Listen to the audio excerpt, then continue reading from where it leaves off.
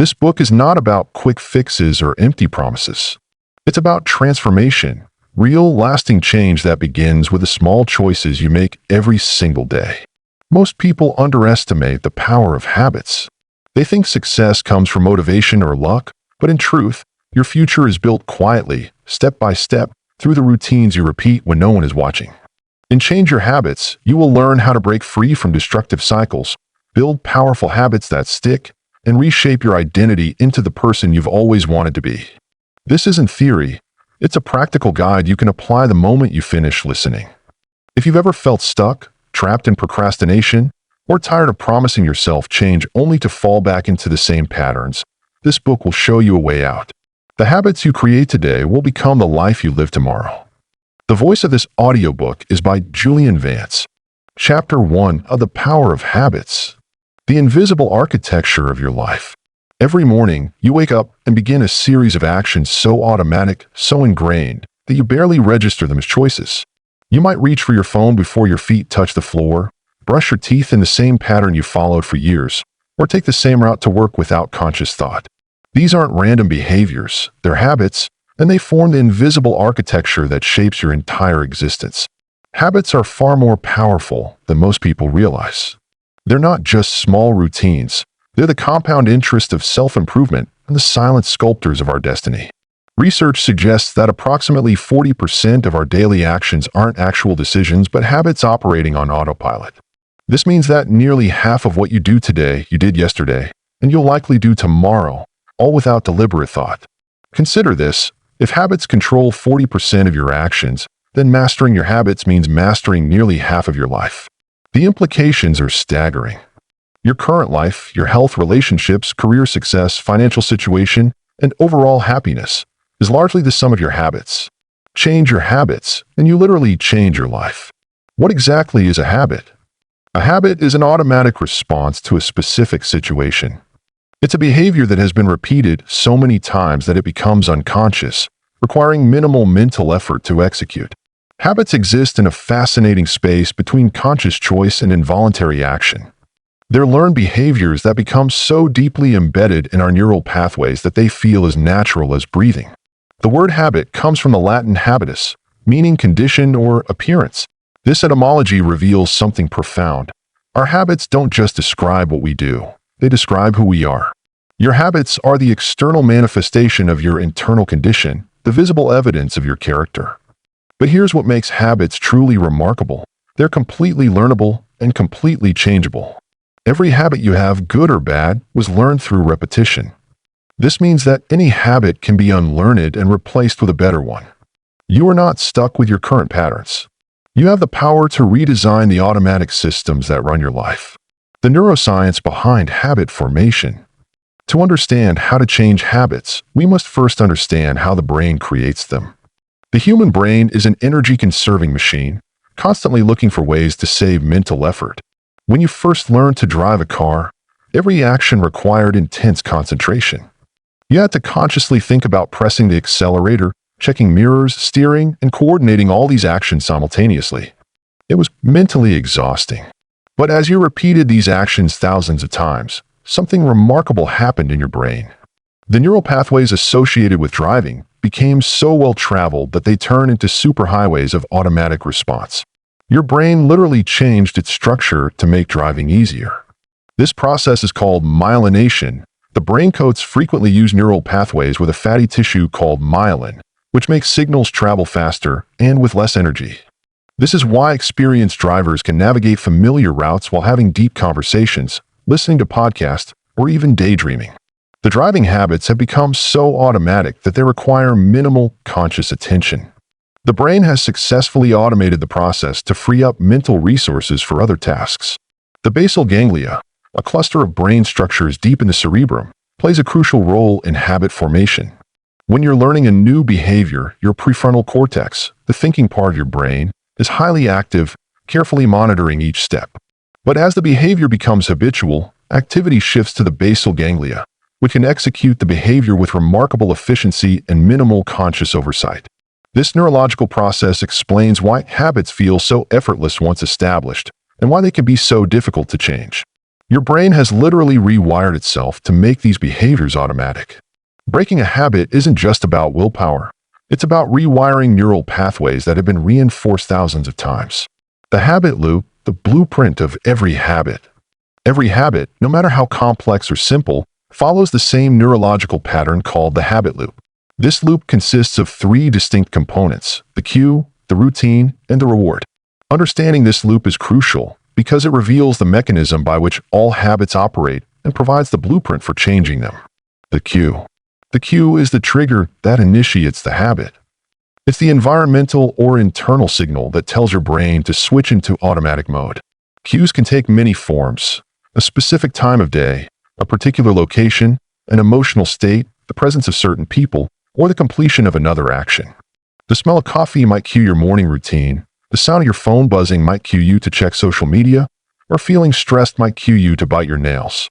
Cues are incredibly powerful because they operate below the threshold of consciousness. You often don't realize a cue has triggered a habit until you're already deep into the routine. This is why environmental design is so crucial for habit change. By controlling your cues, you can significantly influence your behavior. Research has identified 5 main categories of cues: location, time, emotional state, other people, and the immediately preceding action. Most habits are triggered by one or more of these elements. For example, you might have a habit of checking your phone routine whenever you feel bored, emotional state cue, while sitting at your desk, location cue, after completing a task, preceding action cue. The routine. The routine is the behavior itself, the actual habit you perform. This is the most obvious part of the habit loop and usually what people focus on when trying to change habits. The routine can be physical, mental, or emotional. Physical routines include actions like brushing your teeth, going for a run, or reaching for a snack. Mental routines might involve worrying, problem-solving, or daydreaming. Emotional routines could include getting angry in traffic, feeling anxious before presentations, or experiencing excitement when shopping. Routines exist on a spectrum from simple to complex. Simple routines might involve a single action, like pressing the snooze button. Complex routines can involve elaborate sequences of behavior, like your entire morning routine or the way you prepare for bed each night. What they all share is their automatic nature. Once triggered by a cue, they unfold with minimal conscious direction. The reward. The reward is the positive stimulus that your brain receives from completing the habit. Rewards satisfy some craving and teach your brain that this particular loop is worth remembering and repeating. The reward might be physical, the sugar rush from eating candy; emotional, the sense of accomplishment from checking items off a to-do list; social, the connection felt from checking social media; or psychological, the relief from avoiding an uncomfortable situation. Understanding rewards is crucial because they're what make habits stick. Your brain is constantly monitoring which behaviors lead to positive outcomes and which don't. When a behavior consistently produces a reward, your brain begins to anticipate that reward when it encounters the associated cue. This anticipation creates a craving that drives the behavior. Interestingly, research has shown that the anticipation of the reward is often more powerful than the reward itself. This is why habits can become so compelling. Your brain begins to crave the reward before you even perform the behavior. The craving, the hidden driver. While the 3-step habit loop explains the basic mechanics of habits, there's a fourth element that's often overlooked but equally important: the craving. The craving is the motivation that drives the habit loop. It's the anticipation of the reward that makes cues so powerful and routines so automatic. Cravings are what transform simple cue routine reward patterns into persistent habits. Without craving, cues would be just environmental noise, routines would require constant conscious effort, and rewards would be nice but forgettable experiences. But when your brain begins to anticipate and crave the reward, the entire system becomes self-reinforcing. This is why understanding your cravings is so important for habit change. Often, the surface-level reward isn't what's really driving the habit. For example, someone might think they check social media for information, but the real craving might be for social connection, validation, or distraction from anxiety. Someone might think they eat junk food because it tastes good, but the real craving might be for comfort, stress relief, or the feeling of control. How habits shape your identity. Perhaps the most profound aspect of habits is their relationship to identity. Your habits don't just influence what you do, they influence who you think you are. Every time you perform a habit, you're casting a vote for the type of person you want to become. Repeat the habit enough times, and you begin to identify with it. This works in both positive and negative directions. If you exercise regularly, you begin to see yourself as someone who values health and fitness. If you read daily, you begin to identify as someone who values learning and knowledge. Conversely, if you consistently procrastinate, you might begin to see yourself as a lazy person. If you frequently lose your temper, you might identify as someone with anger issues. The relationship between habits and identity creates a powerful feedback loop. Your habits shape your identity, and your identity influences your habits. This is why lasting change often requires not just changing what you do, but changing who you think you are. Instead of just setting a goal to read more books, you need to begin seeing yourself as a reader. Instead of just trying to eat healthier, you need to begin identifying as someone who values nutrition. This identity-based approach to habit change is more powerful and more sustainable than outcome-based approaches. When you focus on identity, every small action becomes evidence of who you're becoming, making it easier to maintain motivation and consistency. The compound effect of small habits. One of the most counterintuitive aspects of habits is that small changes can produce remarkably large results. This happens because habits compound over time, much like interest in a bank account. Small improvements or declines don't seem to matter much in the moment, but their cumulative impact is enormous.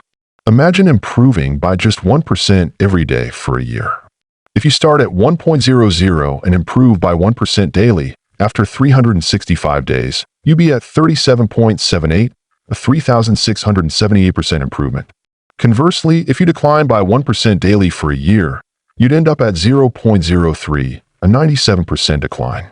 This mathematical reality illustrates why habits are so powerful and why consistency matters more than intensity.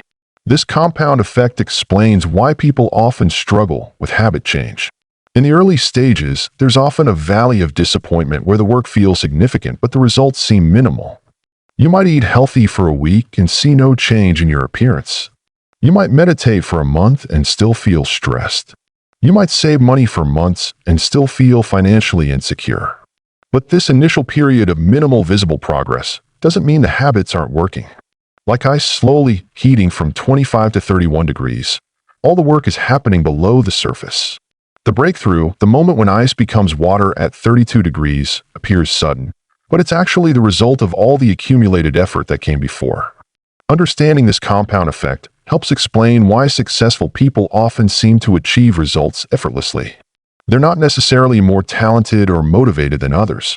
They've simply accumulated the benefits of positive habits over longer periods. Their success looks sudden from the outside, but it's actually the result of years or decades of consistent, small improvements. The dark side of habits. While habits can be incredibly powerful tools for positive change, they can also work against us. Bad habits compound just as effectively as good ones, often with devastating long-term consequences. The same neurological processes that make positive habits so valuable can trap us in destructive patterns. Consider the habit of smoking. The cue might be stress or social situations. The routine is smoking a cigarette, and the reward is temporary stress relief or social connection. Over time, this habit becomes so automatic that smokers often reach for cigarettes without conscious thought. The compound effect of this habit can lead to serious health problems, despite the smoker knowing the risks intellectually. Similarly, habits of negative thinking can compound over time, leading to depression and anxiety. The habit of avoiding difficult conversations can compound into relationship problems. The habit of procrastination can compound into career stagnation. Financial habits like impulse spending can compound into debt and financial stress. Bad habits are often more insidious than good habits because their negative effects are usually delayed. Eating junk food doesn't make you overweight immediately. Skipping exercise doesn't affect your fitness right away. Procrastinating on one project doesn't ruin your career instantly. This delay in consequences makes it easy to rationalize bad habits and difficult to see their cumulative impact. Understanding the dark side of habits isn't meant to induce guilt or fear, but to highlight the importance of being intentional about the patterns we create. Every habit is either helping you become the person you want to be or hindering that transformation. Neutral habits don't exist. They're all either adding to your life or subtracting from it over the long term. The myth of motivation and willpower. One of the most persistent myths about behavior change is that successful people are simply more motivated or have stronger willpower than others. This belief is not only incorrect but actively harmful because it leads people to rely on the wrong strategies for change. Motivation and willpower are unreliable resources. They fluctuate based on your energy levels, stress, sleep, nutrition, and countless other factors. Relying on motivation to maintain good habits is like trying to power your home with lightning. It might work occasionally, but it's not a sustainable strategy. People who consistently exhibit good habits don't rely on motivation. They rely on systems. They structure their environment and routines so that good behaviors happen automatically, regardless of how they feel. They make the right choice the easy choice, and they make the wrong choice difficult or impossible. This is why environmental design is so crucial for habit formation. Instead of trying to remember to take vitamins, successful habit builders put their vitamins next to their toothbrush. Instead of relying on motivation to exercise, they lay out their workout clothes the night before and choose a gym that's on their way to work. Instead of trying to willpower their way past junk food, they simply don't keep it in their house. The most successful people understand that they have the same human limitations as everyone else. They just design their lives to work with those limitations rather than against them. They don't try to be superhuman. They try to be systematic. The role of environment in habit formation. Your environment is the invisible hand that shapes human behavior. While we like to think of ourselves as conscious decision makers, research consistently shows that environmental factors heavily influence our choices, often without our awareness. This environmental influence on behavior is called choice architecture, and it's incredibly powerful. The way options are presented, the physical layout of spaces, and the social context of decisions all significantly impact what we choose to do. Understanding and leveraging choice architecture is one of the most effective ways to build good habits and break bad ones. Consider how grocery stores are designed. The produce section is typically at the front because fresh, colorful fruits and vegetables create a positive first impression and prime shoppers to make healthier choices throughout their visit. Milk and bread are placed at the back of the store, forcing customers to walk past many other products. Candy and magazines are placed at eye level near checkout counters, where people are waiting and might make impulse purchases. These design choices aren't accidental. They're based on decades of research into how environment influences behavior.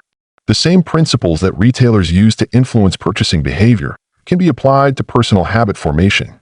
Making good habits more convenient and bad habits less convenient is one of the most effective strategies for behavior change. If you want to eat more fruit, put it where you can see it and make it easy to grab. If you want to reduce screen time, put your devices in another room and make them harder to access. If you want to exercise more, lay out your workout clothes where you'll see them first thing in the morning. Social environment and habit contagion. Humans are inherently social creatures, and our habits are heavily influenced by the people around us.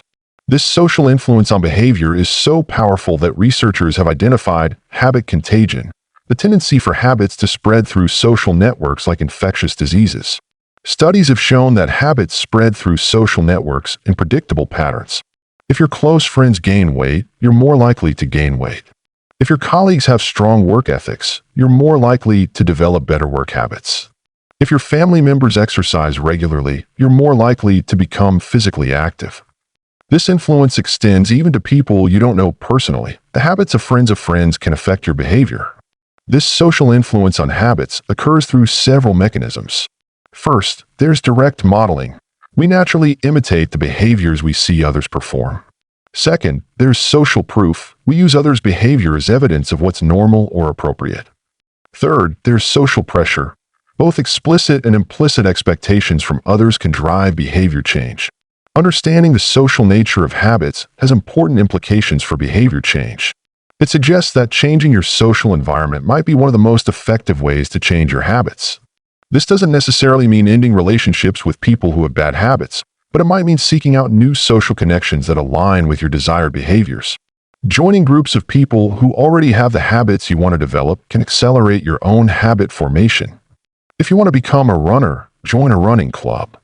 If you want to eat healthier, spend time with health-conscious friends. If you want to read more, join a book club. The social reinforcement and modeling in these environments make habit formation much easier. The plateau effect and breaking through barriers. As habits become established, People often experience a plateau effect, a period where progress seems to stall despite continued effort. This plateau is a natural part of the habit formation process, but it can be discouraging and lead people to abandon their efforts just when they're on the verge of breakthrough. The plateau effect occurs because habits, by their very nature, are designed to maintain the status quo. Once a behavior becomes automatic, the brain stops paying close attention to it. This automation is useful because it frees up mental resources for other tasks, but it also means that incremental improvements become more difficult to achieve. Breaking through plateaus requires intentional effort and strategy. One approach is to increase the difficulty or complexity of the habit. If you've been walking for 30 minutes daily for months, you might need to add hills, increase your pace, or extend the duration to continue seeing improvements. If you've been writing 500 words daily, you might need to tackle more challenging topics or aim for higher word counts. Another approach is to focus on the process rather than the outcome. Plateaus often occur when people become too focused on results and lose sight of the systems that created those results. Returning attention to the fundamentals of the habit, the cue, routine, and reward, can help identify areas for optimization and improvement. Sometimes, plateaus signal that it's time to add new habits rather than intensifying existing ones. If your morning exercise routine has become automatic and comfortable, it might be time to add an evening meditation practice or a daily reading habit.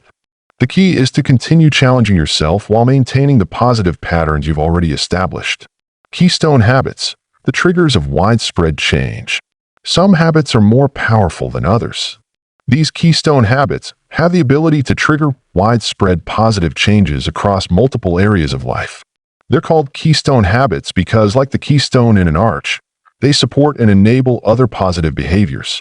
Exercise is often a keystone habit. People who develop consistent exercise routines frequently find that other areas of their lives improve without conscious effort. They might start eating better because they want to fuel their workouts properly. They might sleep better because physical activity improves sleep quality. They might become more productive because exercise increases energy and mental clarity. One habit triggers a cascade of positive changes. Other common keystone habits include meditation, meal planning, maintaining a clean living space, and keeping a daily journal.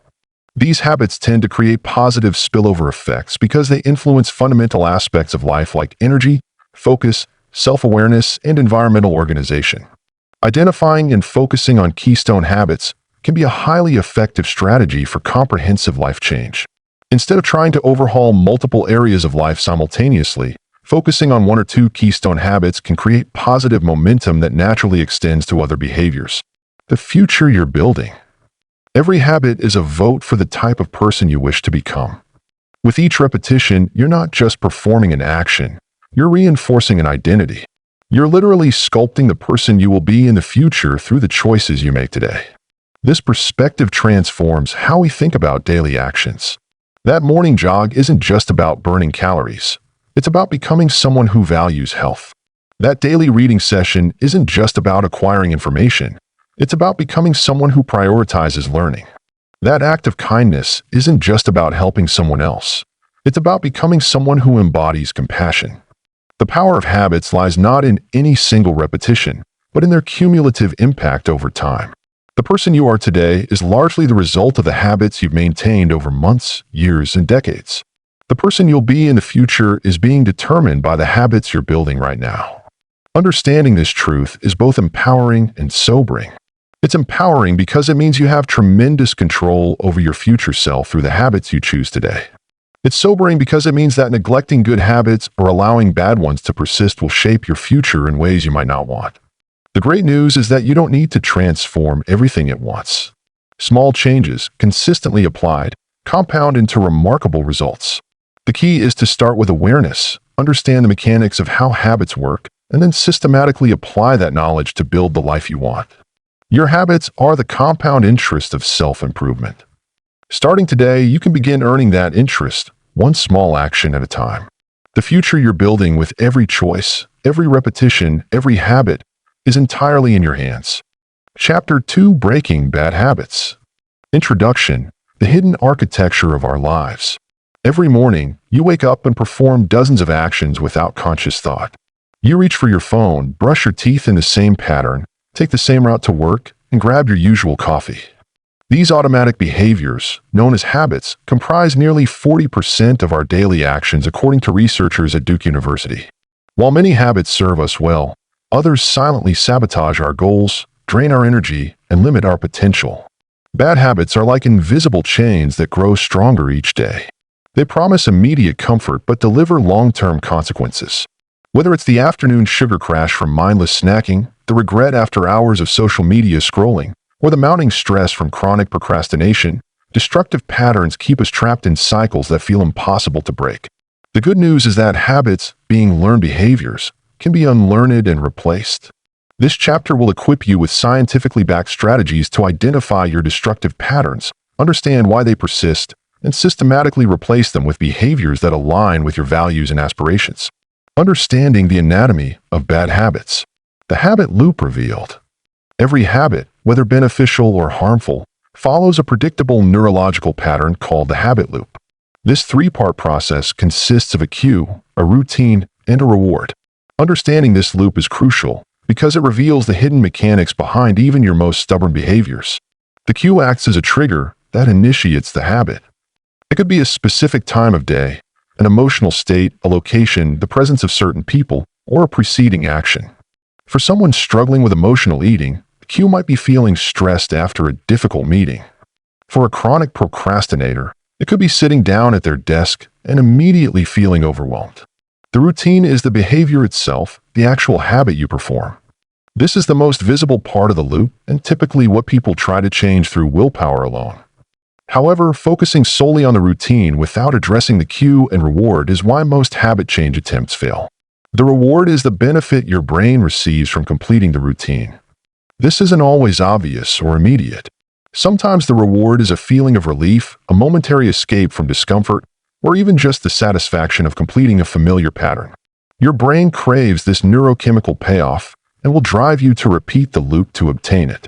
The neurological basis of habit formation. When you first learn a new behavior, your prefrontal cortex, the brain's decision-making center, works overtime to consciously direct your actions. However, as behaviors become habitual, this activity shifts to the basal ganglia, a more primitive part of the brain associated with automatic responses. This neurological handoff is incredibly efficient for beneficial habits, but problematic for destructive ones. The basal ganglia doesn't distinguish between good and bad habits. It simply automates frequently repeated behaviors to conserve mental energy. This is why you can drive a familiar route while lost in thought, or why you might find yourself mindlessly checking your phone dozens of times per day. Your brain is operating on autopilot, following deeply grooved neural pathways. Understanding this process helps explain why breaking bad habits through willpower alone is so difficult.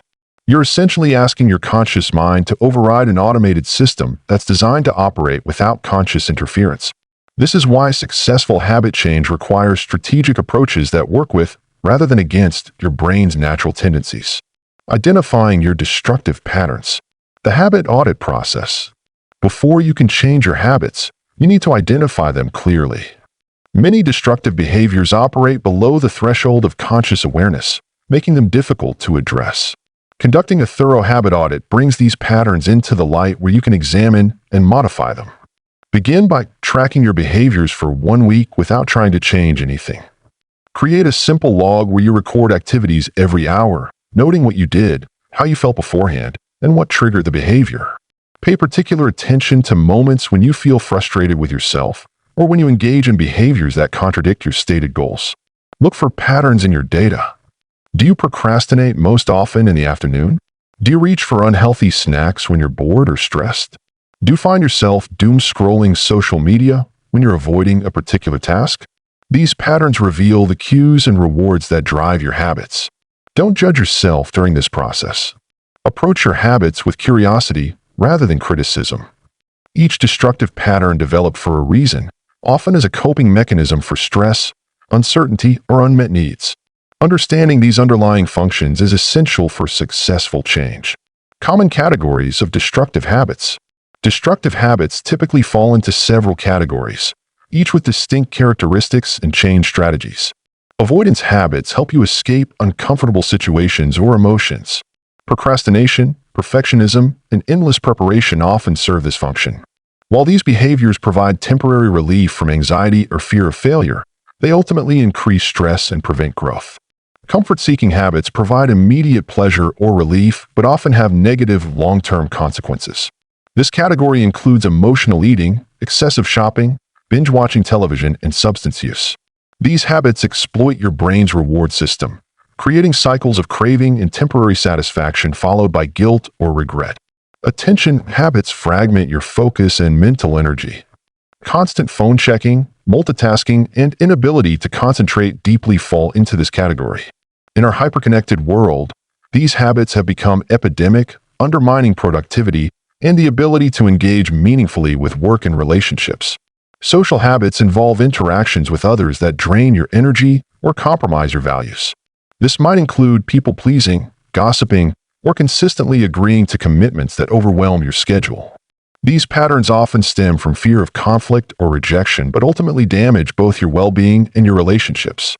The hidden costs of bad habits. Bad habits extract both obvious and hidden costs from your life. The obvious costs are easy to identify: the money spent on impulse purchases, the time lost to mindless activities, or the health consequences of poor lifestyle choices. However, the hidden costs are often more significant and insidious. Opportunity cost represents what you could have accomplished with the time and energy consumed by bad habits.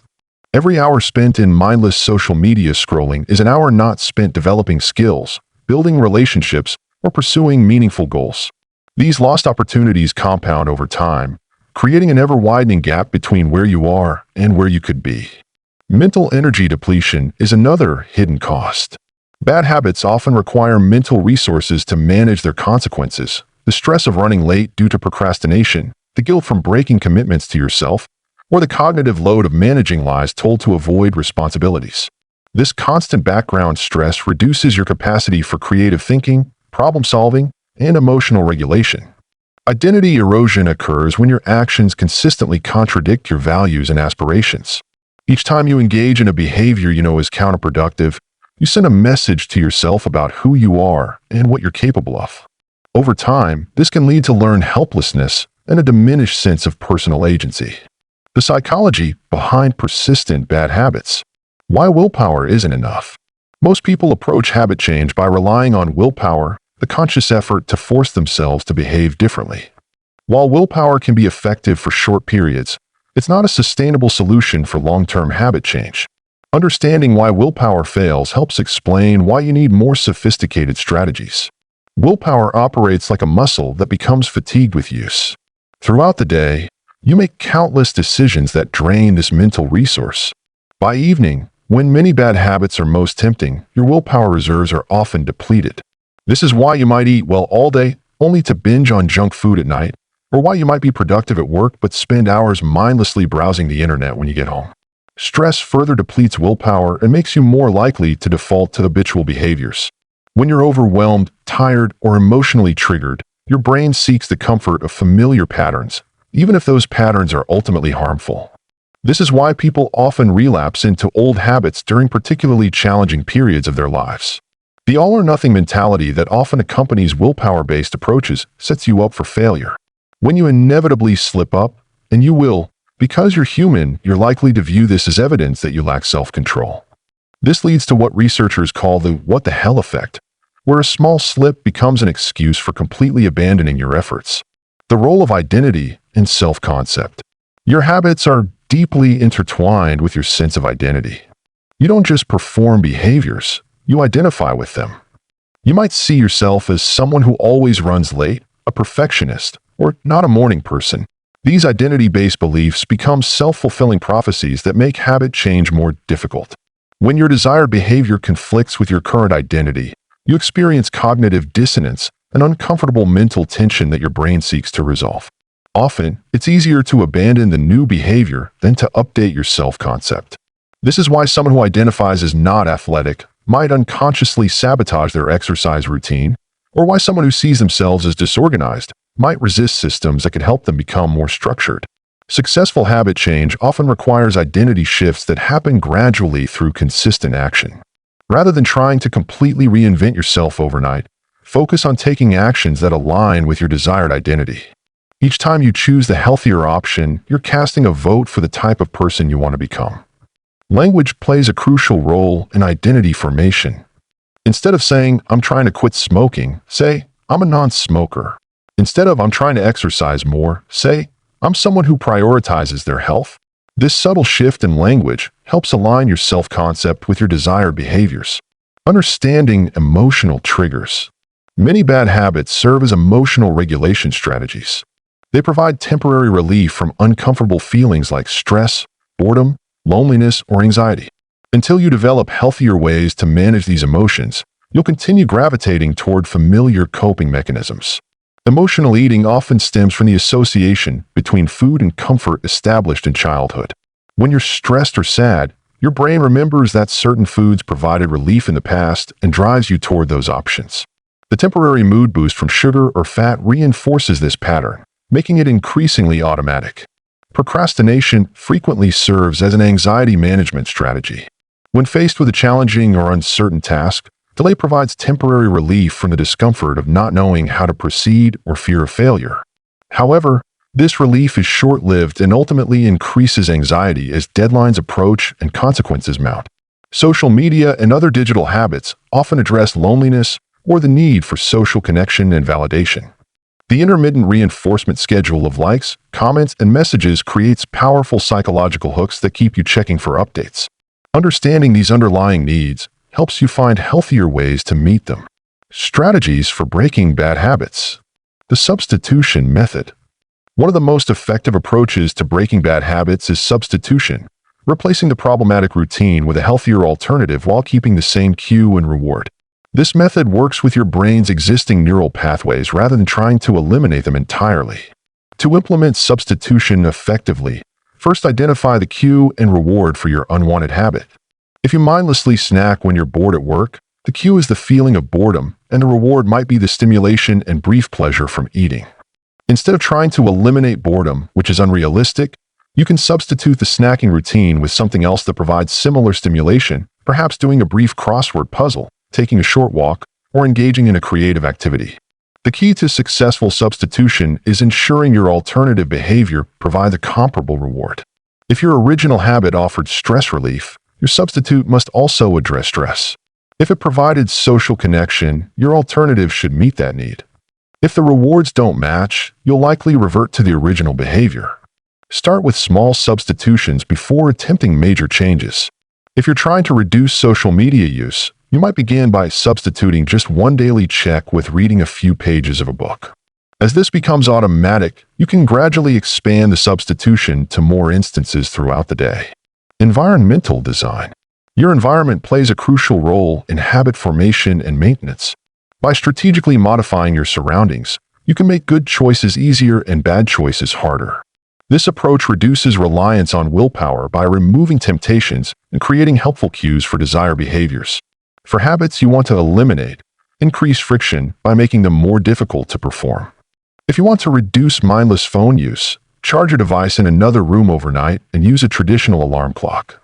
If you're trying to eat less junk food, store it in hard-to-reach places, or better yet, don't bring it into your home at all. For habits you want to develop, decrease friction by making them as easy as possible.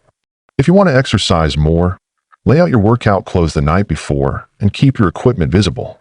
If you want to eat healthier, prep nutritious snacks in advance and place them at eye level in your refrigerator.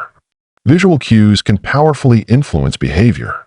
Place books where you usually scroll through your phone, keep healthy snacks visible while hiding less nutritious options, or put a note on your computer screen reminding you of your goals. These environmental modifications work 24/7 without requiring conscious effort. The implementation intention strategy. Implementation intentions are specific, if-then plans that help you respond automatically to challenging situations. Rather than relying on in-the-moment decision-making, you pre-decide how you'll handle common triggers for unwanted behaviors. The format is simple. If trigger situation, then I will specific response. For example, if I feel the urge to check social media while working, then I will take 3 deep breaths and write down my next priority task. Or if I want to skip my workout, then I will put on my exercise clothes and commit to just 5 minutes of movement. Implementation intentions work by creating direct links between situational cues and desired responses, bypassing the need for conscious deliberation. When the triggering situation occurs, your planned response becomes automatic. This is particularly valuable during moments of low willpower or high stress when you're most likely to default to unwanted habits. Be specific about both the trigger and the response. Vague plans like, "I'll eat less sugar," are much less effective than concrete intentions like, "If I crave something sweet after dinner, then I will have a piece of fruit and brush my teeth immediately." Progressive habit modification. Rather than attempting to eliminate bad habits overnight, progressive modification involves gradually reducing their frequency or intensity while simultaneously building healthier alternatives. This approach feels less threatening to your psychological system and increases the likelihood of long-term success.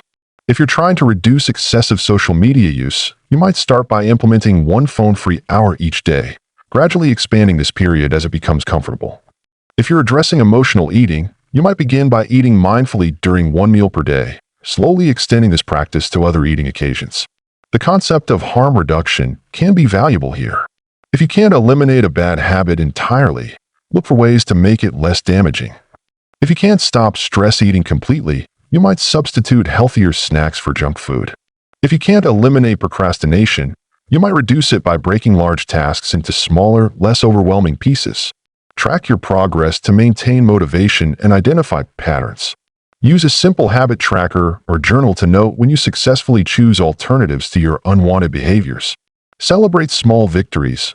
Each time you interrupt an automatic pattern, you're strengthening your ability to make conscious choices. Overcoming specific destructive patterns. Conquering procrastination. Procrastination is one of the most common and frustrating bad habits, affecting virtually everyone to some degree. It's not simply a time management problem or a character flaw. It's an emotional regulation issue disguised as a productivity problem. Understanding this reframe is crucial for developing effective solutions. At its core, procrastination is about avoiding negative emotions associated with a task. These might include fear of failure, fear of success, perfectionism, overwhelm, or simple boredom. When you procrastinate, you're choosing the temporary discomfort of guilt and stress over the immediate discomfort of engaging with a challenging task. The first step in overcoming procrastination is identifying what specific emotions you're avoiding. Are you delaying because you don't know where to start? Because you're afraid the result won't be perfect? Because the task feels overwhelming or meaningless? Different underlying causes require different approaches. For overwhelm, break large tasks into smaller, specific actions. Instead of write the report, your task becomes open the document and write one paragraph about the project background. For perfectionism, set good enough standards and time limits for initial drafts. For lack of motivation, connect the task to your larger values and goals. The 2-minute rule can help overcome initial resistance. Commit to working on the task for just 2 minutes. Often, starting is the hardest part, and you'll find yourself continuing beyond the initial commitment. If not, you've still made progress and built momentum for next time. Create accountability systems that make procrastination more costly than action.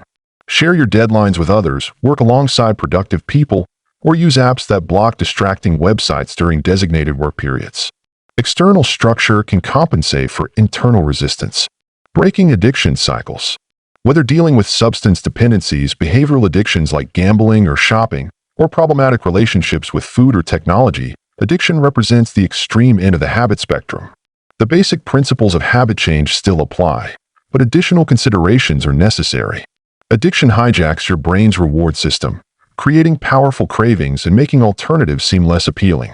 The neurotransmitter dopamine, which signals potential reward, becomes dysregulated, leading to tolerance, needing more of the substance or behavior to achieve the same effect, and withdrawal symptoms when the addictive behavior is discontinued. Professional help is often necessary for serious addictions, but self-help strategies can be valuable supplements to treatment or effective for less severe dependencies. The key is recognizing that willpower alone is insufficient, that you need to address the addiction at multiple levels. Environmental modification becomes crucial. Remove or avoid cues that trigger cravings whenever possible. If you're trying to overcome problem drinking, avoid bars and parties where alcohol is present. If you're addressing shopping addiction, unsubscribe from retailer email lists and avoid browsing shopping websites. Develop a rich repertoire of alternative activities that provide some of the same rewards as your addictive behavior. If gambling provided excitement, you might substitute extreme sports or competitive gaming. If shopping offered mood regulation, you might try exercise, creative projects, or social connection. Build a support network of people who understand your struggles and support your recovery. This might include formal support groups, trusted friends and family members, or online communities focused on recovery. Social connection is a powerful protective factor against relapse. Practice urge surfing, the technique of observing cravings without acting on them.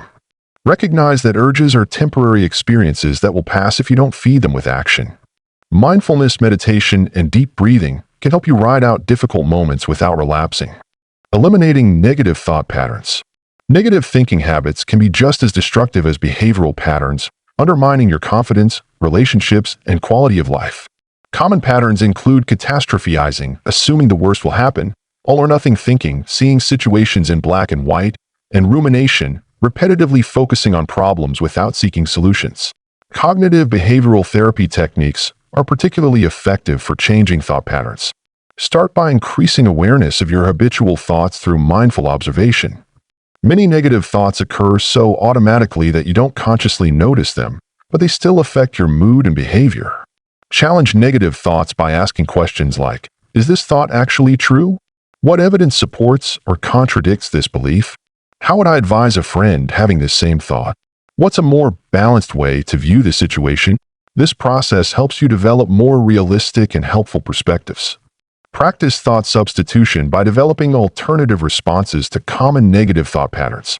If you tend to catastrophize about work presentations, develop a standard response like, I've prepared well, and even if something goes wrong, I can handle it and learn from the experience. Gratitude practices can help counteract habitual negative focus by training your brain to notice positive aspects of your life. This doesn't mean ignoring real problems, but rather developing a more balanced perspective that includes both challenges and strengths. Physical exercise, adequate sleep, and stress management support mental health and make it easier to maintain positive thought patterns. When your body is under stress or functioning poorly, your brain is more likely to default to negative thinking. Building replacement behaviors. The principle of habit stacking. Habit stacking involves attaching new, desired behaviors to established routines, leveraging existing neural pathways to support habit formation. This technique is particularly effective because it requires less willpower and mental energy than trying to build entirely new routines from scratch. The formula is, after I current habit, I will a new habit. For example, after I pour my morning coffee, I will write 3 things I'm grateful for. Or after I sit down at my desk, I will review my daily priorities before checking email. The existing habit serves as a reliable cue for the new behavior. Choose anchor habits that are already solid and consistent in your routine. Morning activities like brushing teeth, having coffee, or starting your car work well because they happen daily at roughly the same time. Avoid anchoring new habits to behaviors you're trying to change or ones that happen irregularly. Start with very small new habits to increase the likelihood of success. Instead of after I wake up, I will exercise for 30 minutes, try after I wake up, I will do 5 push-ups. As the behavior becomes automatic, you can gradually expand its duration or intensity. Be specific about both the timing and the exact behavior. After I finish dinner, I will read is less effective than after I put my dinner dishes in the dishwasher. I will read for 15 minutes in my living room chair. Specificity helps your brain recognize the cue and execute the routine more consistently. Creating positive feedback loops. Sustainable habit change requires positive reinforcement that makes you want to continue the new behavior. Your brain needs to experience benefits from the replacement habit, or it will revert to the previous pattern that provided more immediate gratification. Some healthy behaviors provide immediate positive feedback. Exercise releases endorphins, meditation reduces stress, and organizing your space creates a sense of accomplishment. Others, like eating healthily or saving money, primarily offer long-term benefits that can be difficult to appreciate day to day. For habits with delayed benefits, create artificial immediate rewards that reinforce the behavior. After completing a workout, you might enjoy a favorite healthy smoothie. After finishing a work project without procrastinating, you might watch an episode of a TV show you enjoy. These small celebrations help your brain associate the positive behavior with pleasant experiences. Track your progress visually to create psychological rewards. Use a habit tracker app, put gold stars on a calendar, or keep a journal of your successes. The act of recording progress provides a sense of accomplishment and helps you see patterns in your behavior. Focus on how the new behavior makes you feel, rather than just what you accomplish. Notice the increased energy from regular exercise, the calm focus from meditation, or the pride from completing tasks on time. These emotional rewards are often more motivating than external achievements. Social support and accountability. Humans are social creatures, and our behaviors are heavily influenced by the people around us. Leveraging social connections can provide powerful motivation for habit change while also making the process more enjoyable and sustainable. Share your goals with supportive friends or family members who can provide encouragement and gentle accountability.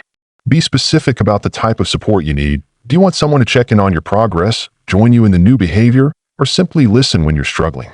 Consider joining or creating groups focused on your desired changes. This might be a running club if you want to exercise more, a book club if you want to read regularly, or an online community for people working on similar habits. Being surrounded by others pursuing similar goals normalizes the behaviors and provides ongoing motivation. Find an accountability partner who is also working on habit change. Schedule regular check-ins where you share your progress, challenges, and plans for the upcoming period. The knowledge that you'll need to report on your actions can provide extra motivation to follow through on your commitments.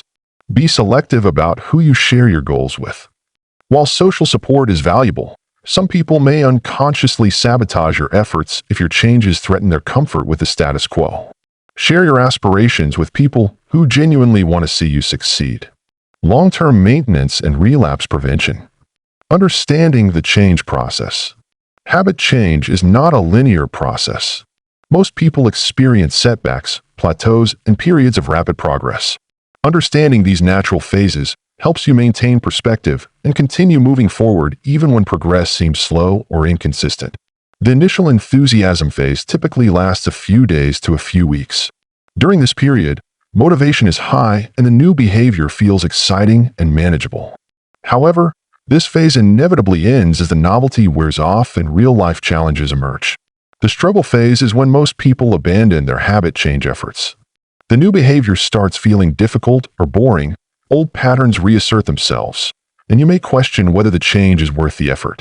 This phase is normal and predictable, not a sign of personal failure.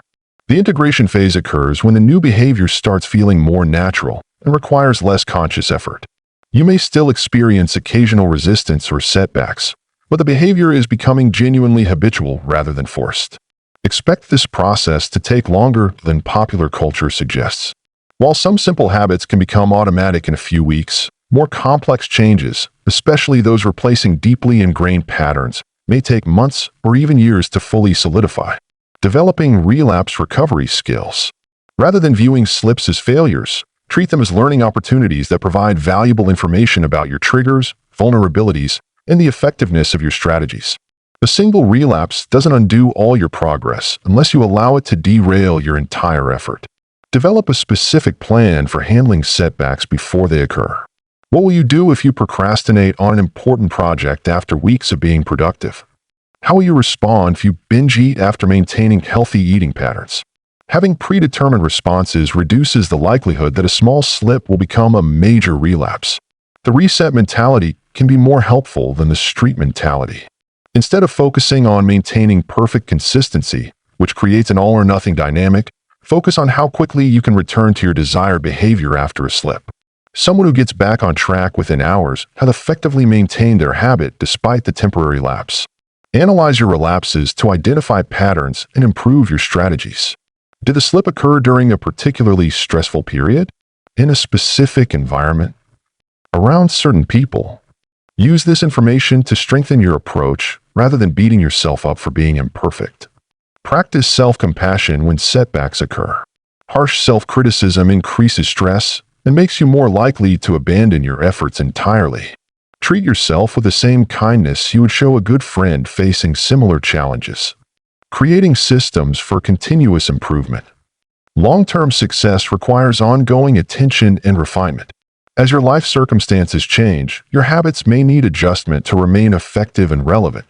Build systems that support continuous improvement rather than assuming your current approach will work forever. Schedule regular habit reviews where you assess what's working well, what needs adjustment, and what new challenges have emerged. This might be monthly, quarterly, or annually depending on your goals and the complexity of your changes. Stay curious about new strategies and research. The field of behavioral change continues to evolve, and techniques that didn't appeal to you initially might become helpful as you develop greater self-awareness and experience. Maintain connections with others who are committed to growth and positive change. These relationships provide ongoing inspiration, accountability, and opportunities to learn from others' experiences. Remember that the goal is progress, not perfection. Each time you choose your desired behavior over an old pattern, you're strengthening the neural pathways that support positive change. Even imperfect consistency moves you closer to the person you want to become. Conclusion: your journey forward. Breaking bad habits is one of the most challenging yet rewarding aspects of personal development. It requires patience, self-compassion, and a willingness to experiment with different approaches until you find what works for your unique situation and personality. The strategies outlined in this chapter provide a comprehensive toolkit for identifying and changing destructive patterns. However, knowledge alone is insufficient. You must take action and be willing to persist through the inevitable challenges and setbacks. Start small, be consistent, and focus on systems rather than outcomes. Each small choice in favor of your desired behavior is a victory worth celebrating. Over time, these choices compound into significant transformations that can dramatically improve your quality of life. Remember that you have more power over your habits than you might believe. While changing ingrained patterns is difficult, it's entirely possible with the right approach and sufficient commitment. The person you want to become is not some distant fantasy. They're the natural result of the daily choices you make starting today. Your habits shape your life, and your life shapes your legacy. By taking control of your automatic behaviors, you're not just improving your own experience, you're modeling possibility for others and contributing to a more intentional, conscious world. The journey of breaking bad habits is ultimately a journey toward becoming the fullest expression of who you're capable of being. Chapter 3: Building Good Habits That Last. Introduction. Think about the last time you tried to start a new habit. Maybe you wanted to exercise every morning, read more books, or eat healthier food. You probably started with lots of energy and good intentions. But after a few days or weeks, you found yourself back to your old ways. This happens to almost everyone. The problem isn't that you lack willpower or that you're lazy. The problem is that most people don't understand how habits really work. They try to change everything at once, or they rely only on motivation to keep going. In this chapter, you'll learn the real science behind habits. You'll discover why some habits stick while others fade away. Most importantly, you'll get simple, proven methods to build good habits that last for months and years, not just days. Building lasting habits isn't about being perfect. It's about understanding how your brain works and using that knowledge to your advantage. When you know the right steps to take, creating good habits becomes much easier than you ever imagined. Understanding how habits work. Before you can build new habits, you need to understand what habits actually are. A habit is something you do automatically, without thinking about it.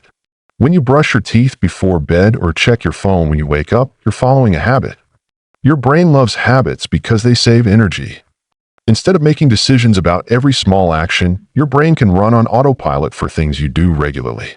This is why habits feel so natural once they're established. Every habit follows the same basic pattern, which scientists call the habit loop. This loop has 3 parts: the trigger, the routine, and the reward. The trigger is what starts the habit. It could be a time of day, a location, an emotion, or another person. For example, seeing your running shoes by the door might trigger your exercise habit. The routine is the actual behavior you do. This is the part most people focus on, like doing push-ups or reading a book. But the routine is just one piece of the puzzle.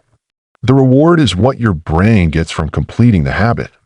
It might be a feeling of accomplishment, a burst of energy, or simply the satisfaction of checking something off your list. The reward is what makes your brain want to repeat the habit loop again. Understanding this loop is crucial because many people try to change habits by focusing only on the routine. They think, I just need to force myself to exercise every day. But lasting change happens when you work with all 3 parts of the loop. Your brain is constantly looking for patterns and shortcuts. When you repeat the same trigger routine reward sequence enough times, your brain starts to expect the reward whenever it sees the trigger. This expectation is what makes habits feel automatic. This is also why breaking bad habits can be so hard. Your brain has learned to expect a certain reward from a certain trigger. Simply trying to stop the routine doesn't remove the expectation. You need to either change the trigger, change the routine, or change the reward. The good news is that you can use this same process to build positive habits. When you understand how the habit loop works, you can design new habits that your brain will want to keep. The foundation starts small. The biggest mistake people make when building habits is starting too big. They decide to exercise for an hour every day, read for 30 minutes each morning, and meditate for 20 minutes before bed. Within a week, they're overwhelmed and give up. The secret to lasting habits is to start incredibly small. When we say small, we mean almost embarrassingly small. Want to start exercising? Begin with 1 push-up per day. Want to read more? Start with 1 page. Want to meditate? Begin with 1 minute. This might seem silly, but there's real science behind starting small. When a new behavior is tiny, it doesn't trigger your brain's resistance to change. Big changes feel threatening to your brain, which is why you often feel reluctant or anxious about them. Small changes, on the other hand, feel safe and manageable. Your brain doesn't fight against them.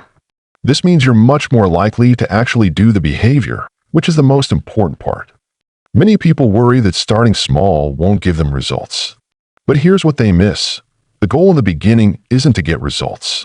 The goal is to establish the habit.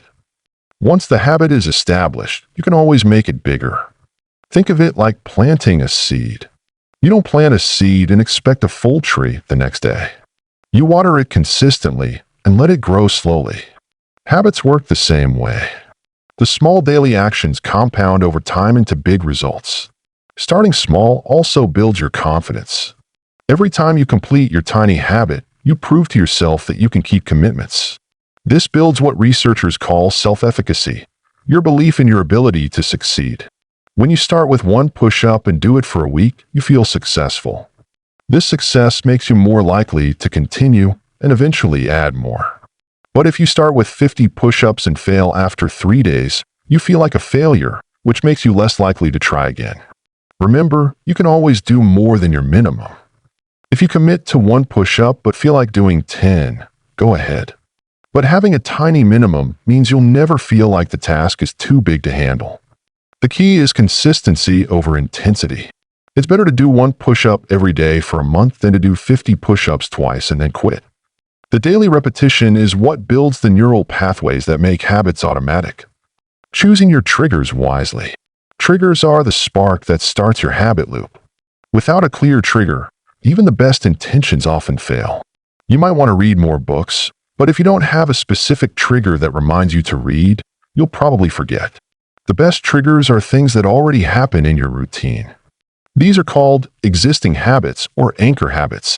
For example, if you always drink coffee in the morning, you could use that as a trigger for a new habit like journaling or stretching. Time-based triggers can work, but they're often less reliable than habit-based triggers. Saying I'll exercise at 7 a.m. might work if you always wake up at the same time. But if your schedule varies, this trigger becomes unreliable. Location-based triggers are very powerful. Your brain strongly associates certain behaviors with certain places. This is why you automatically feel sleepy in your bedroom or focused in your office. You can use this to your advantage by choosing specific locations for your new habits. If you want to read more, choose a specific chair where you'll do your reading. If you want to exercise, choose a specific spot in your house. Over time, just being in that location will trigger the desire to do the habit. Environmental triggers work because they're always there, waiting for you. You don't have to remember them or rely on motivation. When you see your running shoes by the door, they remind you to exercise. When you see a book on your nightstand, it reminds you to read. Make your triggers as obvious as possible. If your trigger is easy to miss or ignore, your habit will be inconsistent. This is why many people find success with visual cues like leaving their workout clothes on their bed or putting their vitamins next to their coffee maker. Some triggers work better for certain types of people. Morning people often have more success with morning triggers when their willpower is strongest. Night people might prefer evening triggers when they feel more energetic. The key is to experiment and find what works for your lifestyle and personality. Try different triggers for a week each and see which ones feel most natural. The right trigger should feel like a gentle nudge, not a forced reminder. You can also stack new habits onto existing strong habits. This technique, called habit stacking, works because you're borrowing the trigger strength of an established habit. For example, after I brush my teeth, I will do 5 minutes of stretching. The power of environment design. Your environment has more influence over your behavior than you might realize. Most of our daily actions are responses to our surroundings. Change your environment, and you can change your behavior much more easily than trying to rely on willpower alone. Think about how environment affects your current habits. You probably have certain places where you always check your phone, certain rooms where you feel relaxed, and certain setups that make you feel productive. Your new habits need the same kind of environmental support. The first step is to make good habits more convenient. This means reducing the number of steps between you and the behavior you want to do. If you want to eat healthier, put fruits and vegetables at eye level in your refrigerator and hide the junk food in the back. If you want to exercise more, lay out your workout clothes the night before. Set up your yoga mat in your living room where you'll see it. Make it so easy to start that you'd almost feel silly not doing it. The second step is to make bad habits less convenient. Don't keep junk food in your house if you're trying to eat better. Put your phone in another room if you want to read more. Add friction to behaviors you want to avoid. This works because your brain always chooses the path of least resistance. When good choices are easy and bad choices are hard, you naturally gravitate toward better behaviors without having to use much willpower. Visual cues are especially powerful environmental tools. Your brain processes visual information very quickly and automatically. When you see something associated with a habit, it immediately triggers thoughts about that behavior. Create visual reminders for your habits. Put your running shoes where you'll see them. Leave a book open on your kitchen table. Set up your meditation cushion in your bedroom. These visual cues will nudge you toward your desired behaviors throughout the day. Your digital environment matters just as much as your physical environment. Change your phone's wallpaper to remind you of your goals. Set up apps that support your habits and delete ones that distract from them. Use technology to nudge yourself in the right direction. Remember that environment design isn't about perfection. You don't need to redesign your entire life. Small changes to your environment can have big impacts on your behavior. Start with 1 or 2 environmental changes and see how they affect your habits. The goal is to create an environment that makes your desired behaviors feel inevitable. When your surroundings consistently point you toward good choices, building habits becomes much less about forcing yourself and much more about following the natural flow of your environment. Repetition and consistency. Repetition is the mother of all learning, and this is especially true for habits. Every time you repeat a behavior, you strengthen the neural pathway that makes that behavior more automatic. Scientists call this process neuroplasticity, your brain's ability to form new connections. But here's what most people get wrong about repetition. They think it has to be perfect. They believe they need to do their habit at exactly the same time, in exactly the same way, every single day. When they miss a day, they feel like they've failed and often give up entirely. The truth is that consistency is more important than perfection. It's better to do your habit 80% of the time than to do it perfectly for a few days and then quit. Your brain learns from repetition, and that learning continues even when you occasionally miss a day. Think of building habits like building muscle. When you lift weights, you don't get stronger from one perfect workout. You get stronger from consistent workouts over time, even if some workouts are better than others. Habits work the same way. This is why the never miss twice rule is so powerful. If you miss your habit one day, make sure you get back to it the next day. One missed day is just a minor setback. 2 missed days starts to feel like a pattern. 3 missed days can break your momentum entirely. The frequency of repetition matters more than the intensity. Doing something small every day creates stronger neural pathways than doing something big once a week. This is why starting small is so important. It allows you to maintain high frequency while you're building the habit. Different habits take different amounts of time to become automatic. Some research suggests it takes an average of 66 days for a new behavior to become automatic, but this varies widely depending on the complexity of the habit and individual differences. Simple habits like drinking a glass of water when you wake up might become automatic in just a few weeks. Complex habits like a full workout routine might take several months. The key is to focus on the daily repetition rather than worrying about when the habit will feel completely automatic. Consistency also means being flexible about how you maintain your habit. If you normally exercise in the morning but have an early meeting, exercising in the evening still counts. If you normally read at home but you're traveling, reading on a plane still maintains your habit. The core behavior matters more than the exact circumstances. As long as you're doing the fundamental action regularly, you're building the habit. Perfect consistency in timing and location is ideal, but flexible consistency is much better than giving up when circumstances aren't perfect. Track your consistency in a simple way that doesn't become a burden. You might put a check mark on a calendar, move a paper clip from one jar to another, or use a simple habit tracking app. The act of tracking helps you stay aware of your progress and motivated to continue. Building discipline through systems. Many people think discipline is about forcing yourself to do things you don't want to do. They imagine discipline as gritting your teeth and pushing through resistance every single day. This view of discipline is not only wrong, it's counterproductive. Real discipline isn't about willpower. It's about setting up systems that make good behaviors easier and more automatic. When you have good systems in place, discipline becomes much less about internal struggle and much more about following a well-designed process. Think about people you consider disciplined. The athlete who never misses a workout, the writer who publishes regularly, the person who always eats healthy meals. What you don't see is that these people have systems that make their good behaviors feel natural and inevitable. The athlete has a gym bag that's always packed and a schedule that includes specific workout times. The writer has a dedicated writing space and a daily routine that leads naturally into writing time. The healthy eater has meal prep systems and an environment designed to support good food choices. Systems remove decision-making from the equation. Every time you have to decide whether or not to do your habit, you're using mental energy. You're also creating an opportunity to make the wrong choice. Good systems eliminate these decision points.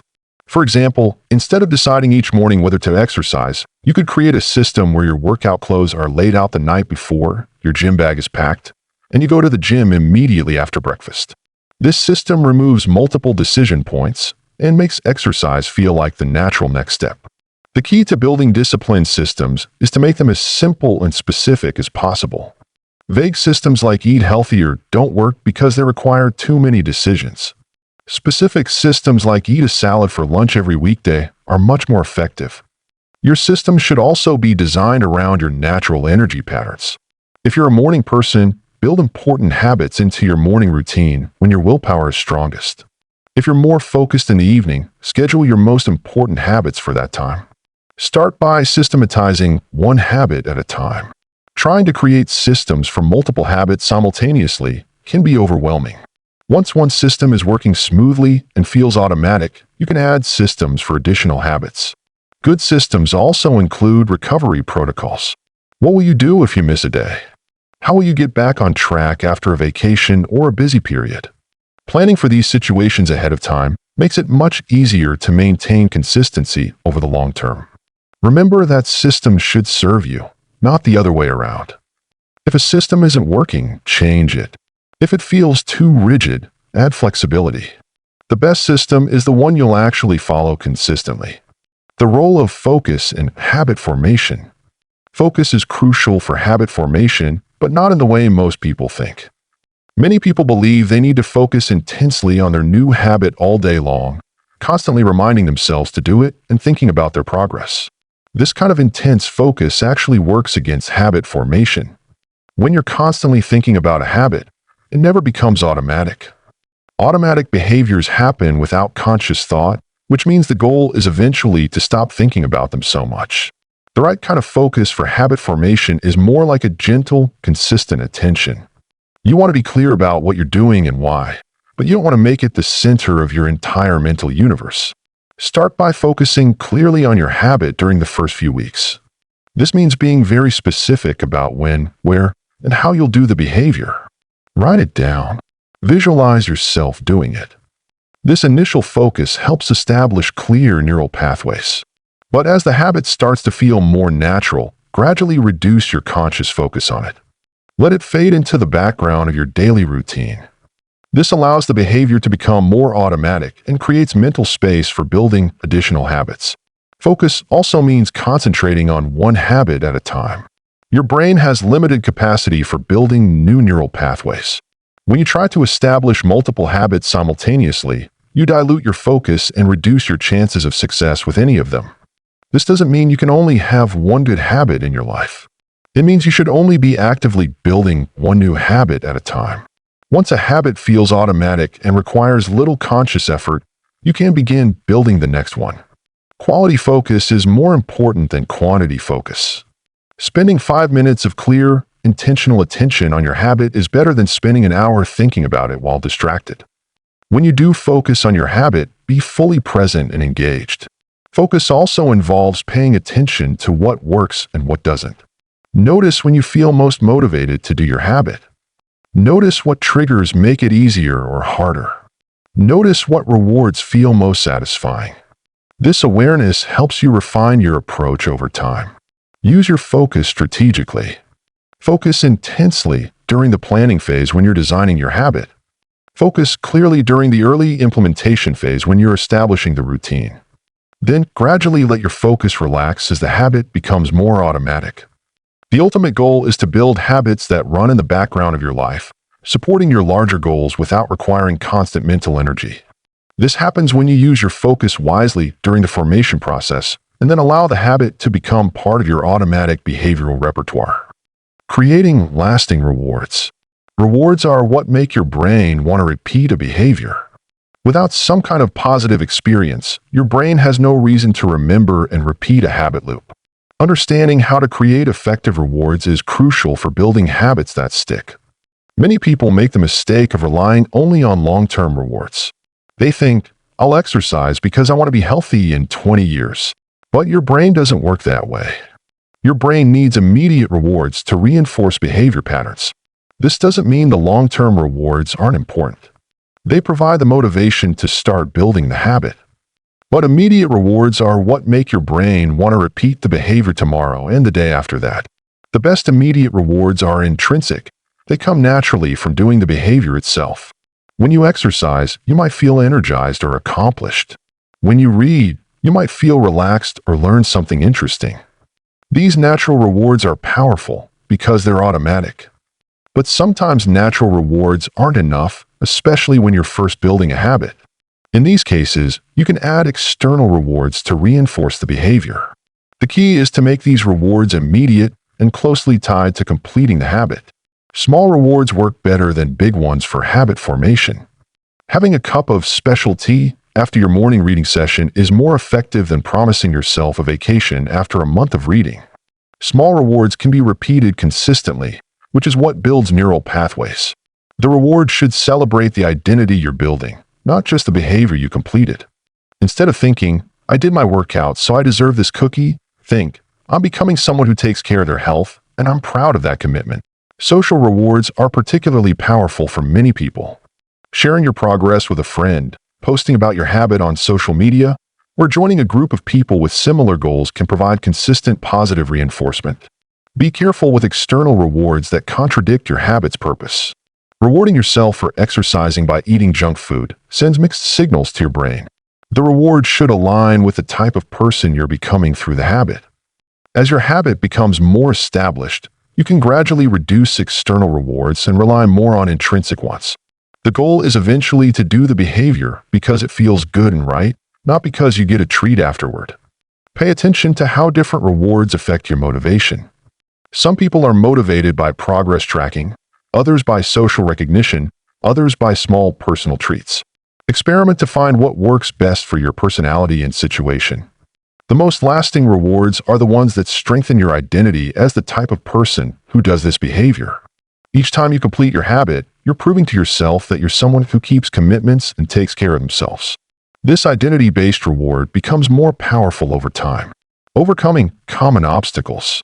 Even when you understand the science of habit formation and follow all the best practices, you'll still face obstacles. This is normal and expected. The key is to plan for these challenges ahead of time so they don't derail your progress. The most common obstacle is the motivation dip. You start strong, feeling excited about your new habit, but after a week or two, the novelty wears off and the behavior starts to feel routine or boring. This is actually a good sign. It means the habit is becoming automatic, but it often feels like failure. When motivation dips, rely on your systems instead of your feelings. This is why having clear triggers, environmental design, and small habit sizes is so important. When you don't feel like doing your habit, you can still follow your system without needing to feel motivated. Another common obstacle is perfectionism. You miss one day and feel like you've ruined everything. You think, I've already broken my streak, so what's the point? This all-or-nothing thinking destroys more habits than any external obstacle. Remember that habits are built through repetition over time, not through perfect streaks. Missing one day has very little impact on your long-term success. Missing 2 days in a row starts to matter. Missing 3 days can break momentum. But one missed day is just a minor detour. Life disruptions like travel, illness, or busy periods can also derail habits. Plan for these situations ahead of time. What's the minimum version of your habit that you could maintain during disruption? How will you restart once the disruption is over? For example, if your habit is exercising for 30 minutes at home, your disruption plan might be doing 10 bodyweight exercises wherever you are. If your habit is reading for 20 minutes, your disruption plan might be reading for 5 minutes on your phone. Social obstacles can be particularly challenging. Family members or friends might not understand your new habits, or they might actively discourage them. Sometimes people close to you feel threatened by your changes because they highlight areas where they're not making progress. In these situations, focus on your own behavior without trying to convince others. Lead by example rather than by preaching. Often, people become more supportive once they see your positive changes over time. Boredom is another obstacle that catches many people off guard. A habit that felt exciting at first can start to feel mundane after a few weeks. This is natural, but it can lead to giving up just when the habit is becoming automatic. Combat boredom by adding small variations to your habit while keeping the core behavior consistent. If you're reading every day, try different genres or formats. If you're exercising, try different types of workouts.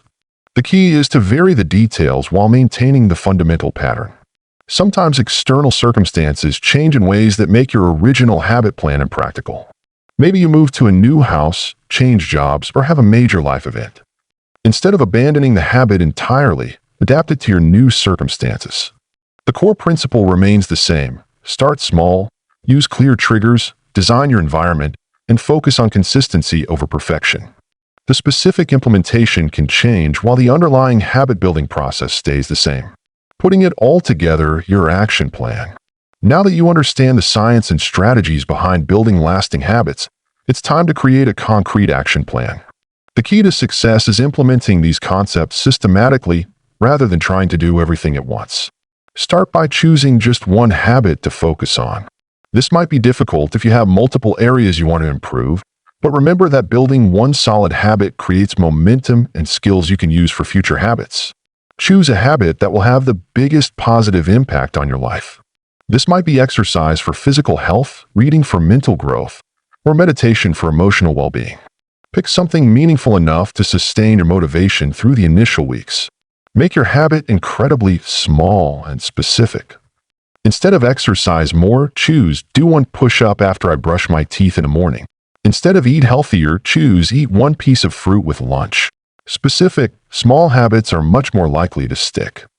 Identify your trigger clearly. What will remind you to do this habit? When and where will you do it? The more specific you are about your trigger, the more consistent you'll be. Write down your trigger and practice visualizing the entire sequence. Design your environment to support your habit. What changes can you make to your physical or digital environment to make your habit more obvious and convenient? Set up these environmental cues before you start working on the habit. Plan your reward system. What immediate positive experience will you get from completing your habit? This might be a natural feeling of accomplishment, a small external reward, or social recognition. Make sure your reward aligns with the identity you're building. Decide how you'll track your progress.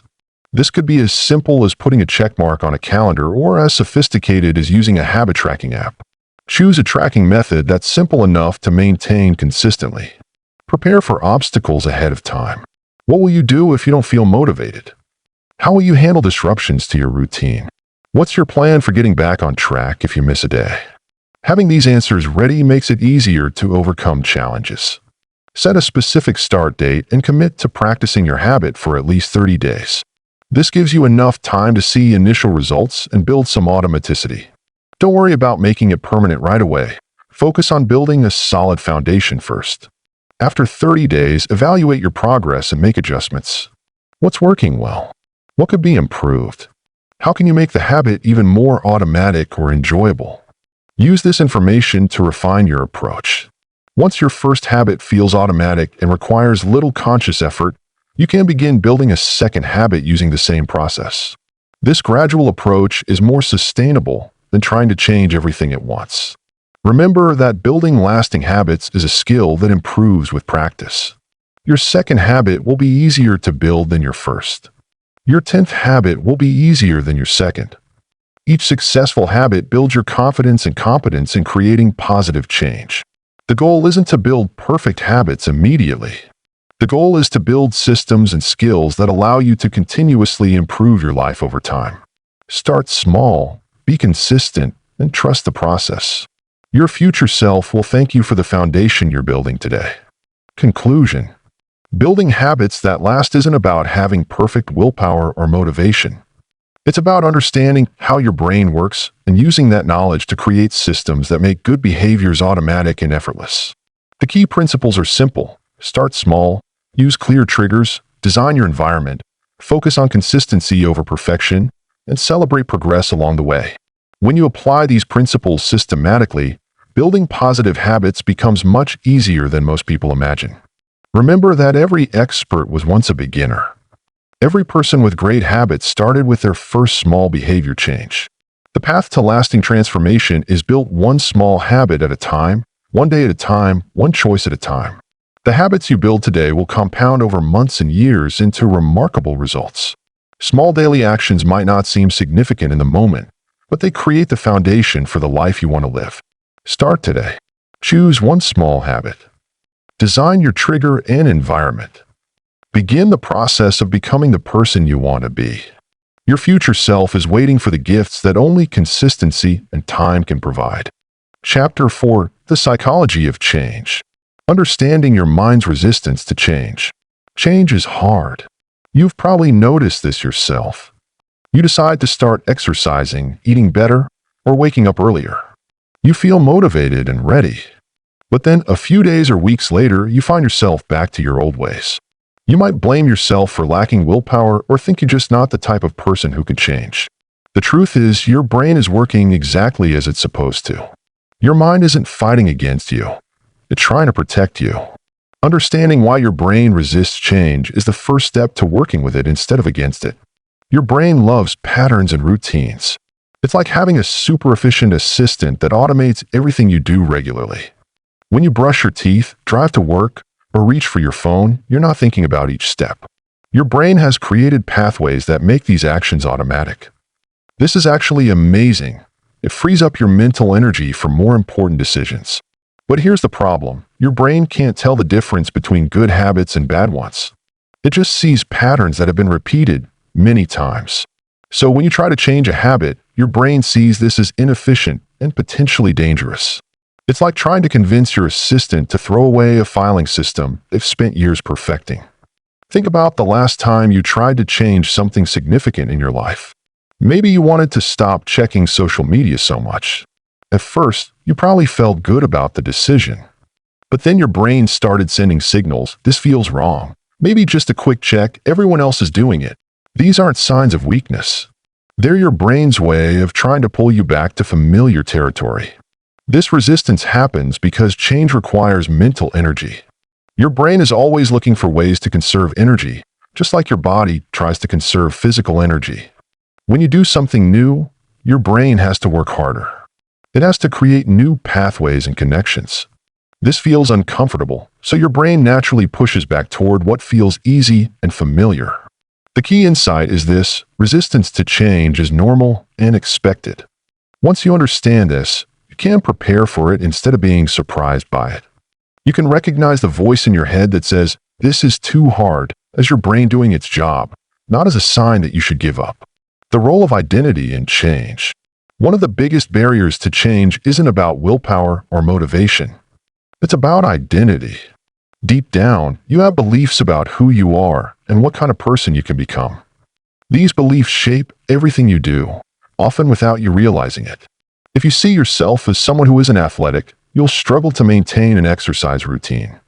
If you believe you're not a morning person, waking up early will feel like fighting against your nature. If you think you're naturally disorganized, keeping a clean space will seem impossible. These identity beliefs are incredibly powerful because they feel true. They're based on your past experiences and the stories you tell yourself about those experiences. Maybe you tried exercising before and quit. Maybe you've always been messy. Maybe you've never been good at waking up early. These experiences become evidence that supports your identity. But here's what's important to understand: your identity isn't fixed. You're not stuck being the person you've always been. Your identity is actually just a collection of repeated thoughts and actions. Change the thoughts and actions, and you change the identity. The most successful people at creating lasting change don't just focus on what they want to do differently. They focus on who they want to become. Instead of saying, "I want to lose weight," they say, "I want to become a healthy person." Instead of "I want to write more," they say, "I want to become a writer." This shift might seem small, but it's actually huge. When you focus on becoming someone, every small action becomes evidence of your new identity. Each time you choose a salad over fries, you're proving to yourself that you're a healthy person. Each time you write for 10 minutes, you're reinforcing that you're a writer. Your brain is always looking for evidence to support your beliefs about yourself. When you start acting like the person you want to become, you give your brain new evidence. Over time, this new evidence becomes stronger than the old evidence. Your identity begins to shift naturally. The trick is to start small. You don't need to completely transform overnight. You just need to begin proving to yourself that change is possible.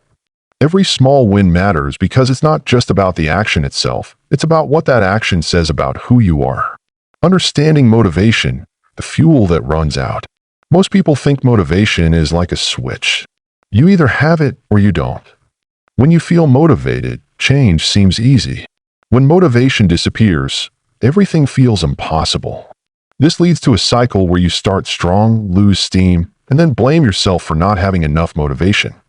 But motivation doesn't work like a switch. It's more like fuel in a car. Sometimes your tank is full and driving feels effortless. Sometimes you're running on empty and every mile is a struggle. Understanding this can completely change how you approach change. Motivation comes from different sources, and they don't all work the same way. Some motivation comes from excitement about the future. You imagine how great you'll feel when you reach your goal. This type of motivation feels powerful, but it fades quickly. It's like the initial burst of energy you get from sugar, intense but short-lived. Other motivation comes from dissatisfaction with the present. You're tired of feeling out of shape, stressed, or disorganized. This creates urgency and can push you to take action. But this type of motivation also fades as things improve slightly or as you get used to the discomfort. The most reliable motivation comes from alignment with your values. When your changes connect to what truly matters to you, motivation becomes more stable. If you value health because you want to be there for your family, exercising isn't just about looking good. It's about being the parent or partner you want to be. But here's the crucial point. Even the best motivation will come and go. Expecting to feel motivated all the time is like expecting to never feel tired or hungry. It's not realistic, and it sets you up for failure. Successful change happens when you build systems that work even when motivation is low. This means creating habits and routines that don't depend on how you feel in the moment. It means making the right choices easier and the wrong choices harder. It means having plans for when motivation disappears. Think of motivation as a nice bonus, not a requirement. When it's there, enjoy it and use it to build momentum. When it's gone, rely on the systems and structures you've put in place. This approach takes the pressure off needing to feel a certain way and puts the focus on consistent action. Willpower, your mental muscle that gets tired. Willpower is probably the most misunderstood aspect of change. We tend to think of it as a character trait, something you either have or don't have. People with strong willpower seem disciplined and in control. People with weak willpower seem lazy or lacking in character. But research shows that willpower is actually more like a muscle. It gets stronger with use, but it also gets tired. Understanding this changes everything about how you approach change. Your willpower is strongest when you're rested and energized. This is why many people do better with challenging tasks in the morning. As the day goes on and you make more decisions, your willpower gets depleted. By evening, it's much harder to resist temptation or stick to your plans. This explains why you might eat perfectly all day and then overeat at dinner. It's not because you're weak, it's because your willpower muscle is tired from all the decisions you made throughout the day. Every choice you make, from what to wear to how to respond to emails, uses up some of your willpower. The good news is that willpower can be strengthened over time. Like any muscle, regular exercise makes it stronger. But just like physical exercise, you need to be smart about how you train it. You wouldn't try to lift the heaviest weight on your first day at the gym, and you shouldn't expect maximum willpower when you're just starting to change. This is why starting small is so important. When you try to change too much at once, you exhaust your willpower quickly. It's like trying to run a marathon when you can barely jog around the block. You set yourself up for failure and then blame your character instead of your strategy. Smart change means conserving willpower for what matters most. If your goal is to eat healthier, don't also try to completely reorganize your schedule and start a new exercise routine. Focus your willpower on one area while making everything else as automatic as possible. You can also work with your natural willpower rhythms. Schedule your most challenging tasks when your willpower is strongest. Create routines that reduce the number of decisions you need to make. Set up your environment so the right choices are easier and require less mental energy. Remember, relying on willpower alone is like trying to drive across the country on a single tank of gas. It might work for short distances, but for lasting change, you need to refuel regularly and plan efficient routes. The comfort zone. Why familiar feels safe. Your comfort zone isn't really about comfort. It's about predictability. Your brain equates familiar with safe, even when familiar isn't actually good for you. This is why you might stay in situations that don't serve you, a job you don't like, relationships that drain you, or habits that harm you. At least you know what to expect. Stepping outside your comfort zone triggers your brain's alarm system. It's the same system that kept your ancestors alive by making them cautious about new situations. Your brain doesn't know the difference between trying a new morning routine and encountering a dangerous predator. Both register as unknown and potentially threatening. This creates a physical response. When you try something new, you might feel anxious, uncertain, or uncomfortable. Your heart might race, your palms might sweat, or you might feel a knot in your stomach. These aren't signs that you're doing something wrong. They're signs that you're growing. Understanding this helps you reframe discomfort. Instead of seeing uncomfortable feelings as reasons to stop, you can recognize them as signs that you're pushing beyond your current limits. Every time you feel that flutter of nervousness about doing something new, you know you're in the right place for growth. The key is to expand your comfort zone gradually. Think of it like adjusting to temperature changes. If you jump from a warm house directly into freezing weather, the shock is overwhelming. But if you gradually expose yourself to cooler temperatures, your body adapts naturally. The same principle applies to any change. Want to become more social? Start with small interactions rather than forcing yourself to attend large parties. Want to exercise more? Begin with short walks instead of committing to hour-long gym sessions. Want to eat healthier? Add one vegetable to your meals rather than completely overhauling your diet. Each small step outside your comfort zone makes the zone a little bigger. What felt scary last month becomes normal. What seems impossible today becomes achievable next month. This gradual expansion feels manageable and sustainable. Your comfort zone will always exist, it just gets bigger. The goal isn't to eliminate it, but to make peace with the feeling of stretching beyond it.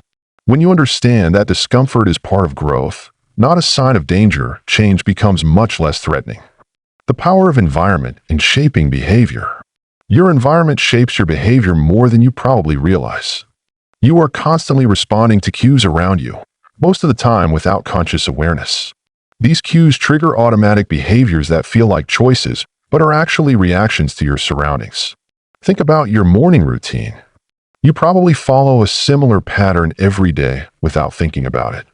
You respond to environmental cues. The alarm clock tells you to wake up, the coffee maker signals it's time for caffeine, your phone notifications draw your attention. You're not making deliberate decisions about each action, you're responding to your environment. This happens with habits you want to change too. If you want to eat healthier but your kitchen is full of processed snacks, you're fighting an uphill battle. Every time you open a cabinet, you see visual cues that trigger cravings. Your brain interprets these cues as invitations to eat, even if you're not hungry. The same principle applies to positive changes. If you want to read more, placing books in visible locations creates visual cues that remind you of your goal. If you want to exercise, laying out your workout clothes the night before makes it easier to follow through in the morning. Smart change means designing your environment to support your goals. This doesn't require a complete life overhaul. Small environmental changes can create significant behavioral shifts. Remove tempting foods from your pantry. Put your phone in another room when you want to focus. Place your guitar where you'll see it daily if you want to practice more. Your social environment matters too. The people around you influence your behavior in subtle but powerful ways. If your friends always suggest meeting at restaurants, it's harder to stick to healthy eating goals. If your family watches TV every evening, it's challenging to maintain a reading habit. You don't need to change your relationships, but you can be more intentional about social influences. Seek out people who model the behaviors you want to develop. Join groups or communities aligned with your goals. Share your intentions with supportive friends who will encourage your progress. Environmental design also includes removing barriers to good behaviors and adding friction to bad ones. Want to drink more water? Keep a filled water bottle visible. Want to reduce screen time? Log out of apps and remove them from your home screen. These small changes make good choices easier and bad choices slightly harder. Overcoming analysis paralysis. Many people get stuck in the planning phase of change. They research the perfect diet, the ideal exercise routine, or the best productivity system. They analyze options, read reviews, and create detailed plans. But they never actually start implementing anything. This is called analysis paralysis, and it happens because planning feels productive without requiring you to face the discomfort of actual change. Your brain likes planning because it creates a sense of progress without the risk of failure. You feel like you're moving toward your goal when you're actually avoiding it. Planning has its place, but too much planning becomes procrastination in disguise. You convince yourself that you need more information, a better strategy, or perfect conditions before you can begin. Meanwhile, opportunities for real progress slip away. The truth is, you don't need a perfect plan to start. You need a good enough plan and the willingness to adjust as you learn. Every expert was once a beginner who started before they felt ready. Every successful person has made mistakes and course-corrected along the way. Starting imperfectly is better than not starting at all. Action provides information that no amount of research can give you. You learn what works for your schedule, your personality, and your specific situation. You discover obstacles you didn't anticipate and solutions you couldn't have planned for. This doesn't mean you should be reckless or completely wing it. Basic planning is useful, but aim for good enough rather than perfect. Choose a simple approach you can start immediately rather than a complex system you'll implement someday. Set a deadline for your planning phase. Give yourself a specific amount of time to research and prepare, then commit to starting regardless of whether you feel ready. Often, the act of setting a start date creates momentum and pushes you past the planning phase. Remember that you can always adjust your approach as you go. Your first attempt doesn't have to be your final approach. Think of it as a rough draft that you'll refine through experience. This takes pressure off getting everything right from the beginning and focuses your energy on taking the first step. The science of self-discipline. Self-discipline isn't about being hard on yourself or forcing your way through every challenge. True self-discipline is about creating systems and strategies that make good choices easier and more automatic. It's less about strong-arming yourself into compliance and more about smart design. Research shows that people who appear highly disciplined aren't actually using willpower more often than others. Instead, they've structured their lives to avoid tempting situations in the first place. They don't rely on in-the-moment decision-making because they've made the important decisions in advance.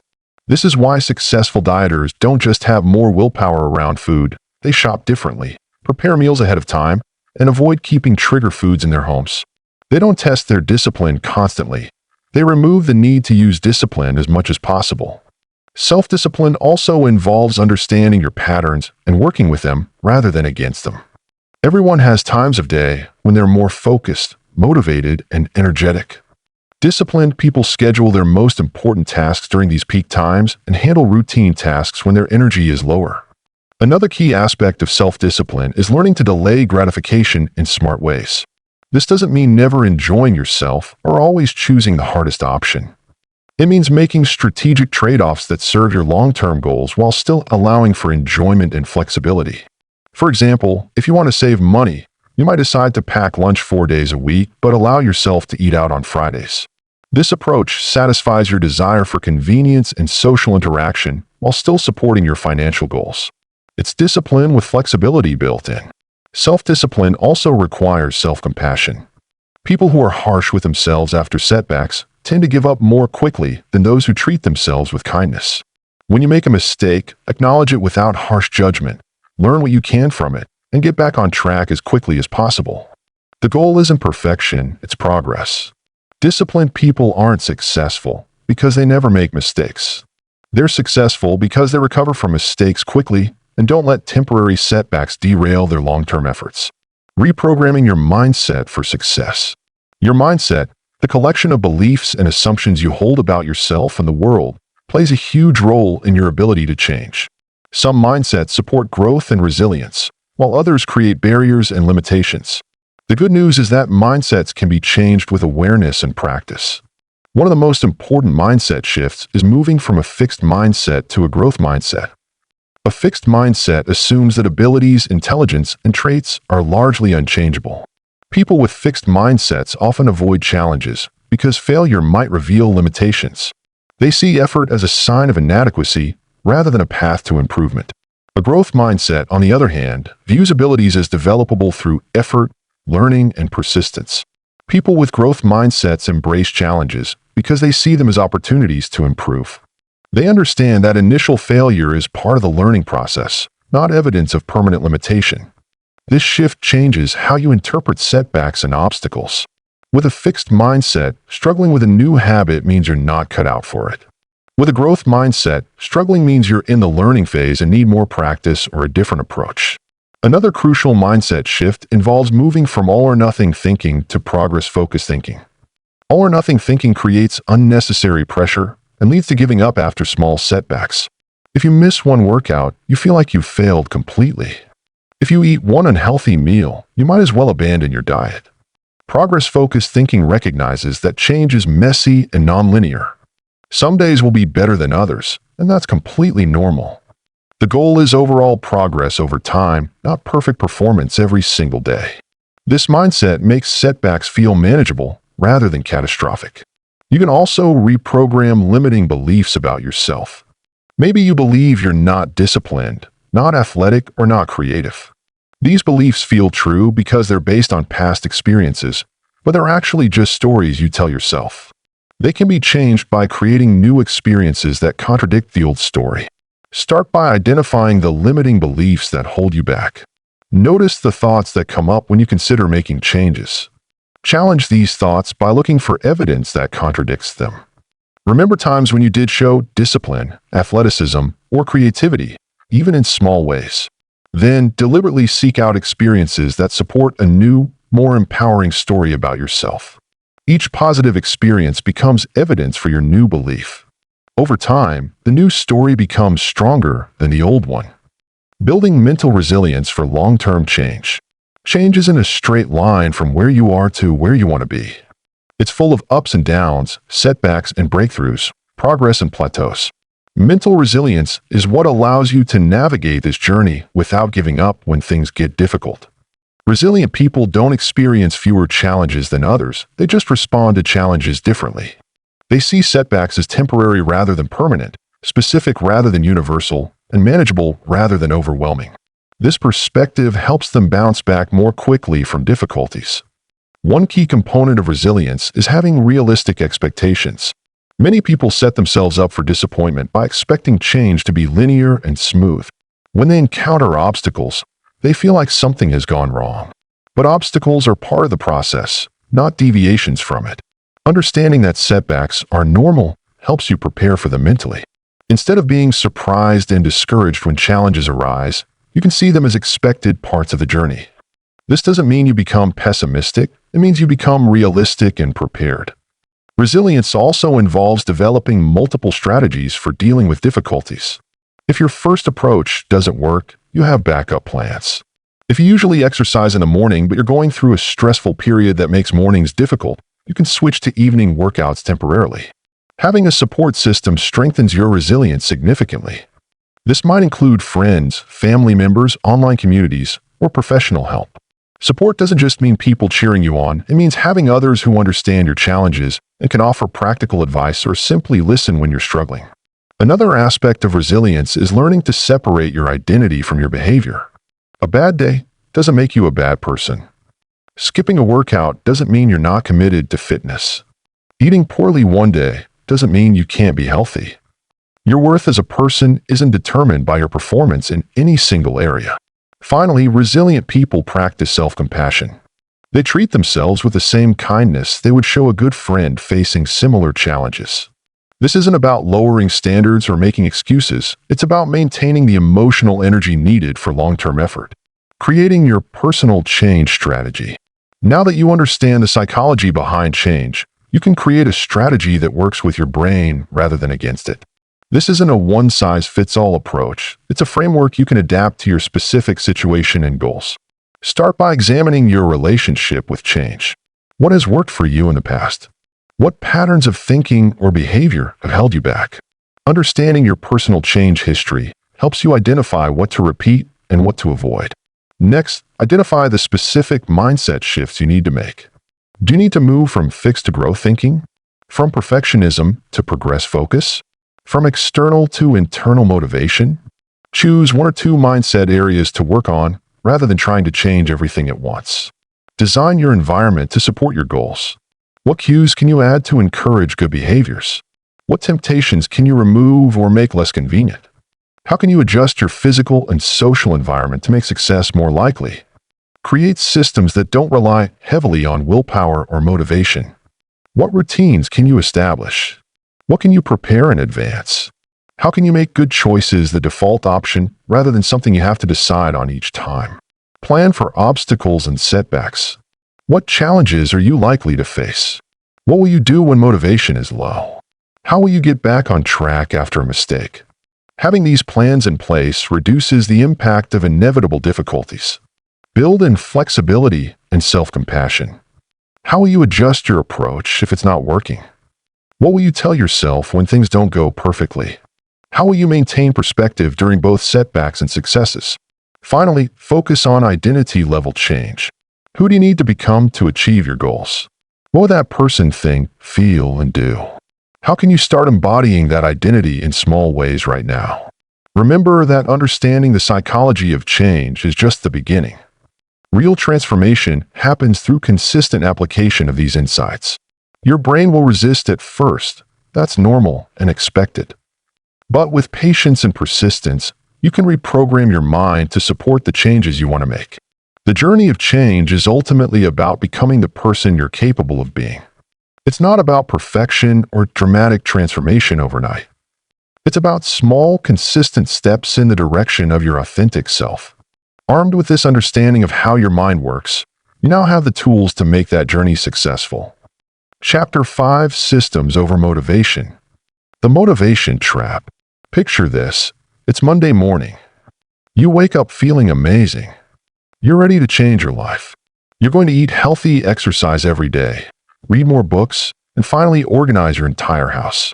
By Wednesday, you're back to your old ways, wondering where all that energy went. Sound familiar? You're not broken. You just fell into the motivation trap. Motivation feels great when it shows up. It's like having a personal cheerleader in your head, pushing you forward with excitement and energy. But here's the problem. Motivation is a fair-weather friend. It shows up when you feel good and disappears when life gets hard. Think about motivation like the weather. Some days are sunny and perfect. Other days are stormy and gray. You wouldn't build your house expecting only sunny days, would you? Yet that's exactly what most people do with their habits. They build their entire plan around feeling motivated all the time. The truth is, motivation comes and goes. It's unreliable. It's emotional. And it's temporary. Successful people know this secret. They don't rely on motivation to get things done. They rely on something much more powerful: systems. What are systems? A system is like a recipe for success that works whether you feel like it or not. It's a set of simple steps that you follow automatically, without thinking too much about it. Systems don't care about your mood, your energy level, or whether you slept well last night. They just work. Let's look at some examples. Brushing your teeth is a system. You don't wake up each morning and debate whether you feel motivated to brush your teeth. You just do it because it's part of your routine. It's automatic. Your morning coffee is probably a system, too. You likely follow the same basic steps every day. Fill the coffee maker, add water, press the button. You don't need a pep talk to make coffee. The system takes care of it. The best systems are so simple that they feel almost boring. That's the point. Boring systems work because they don't require you to be in a special mood or have extra energy.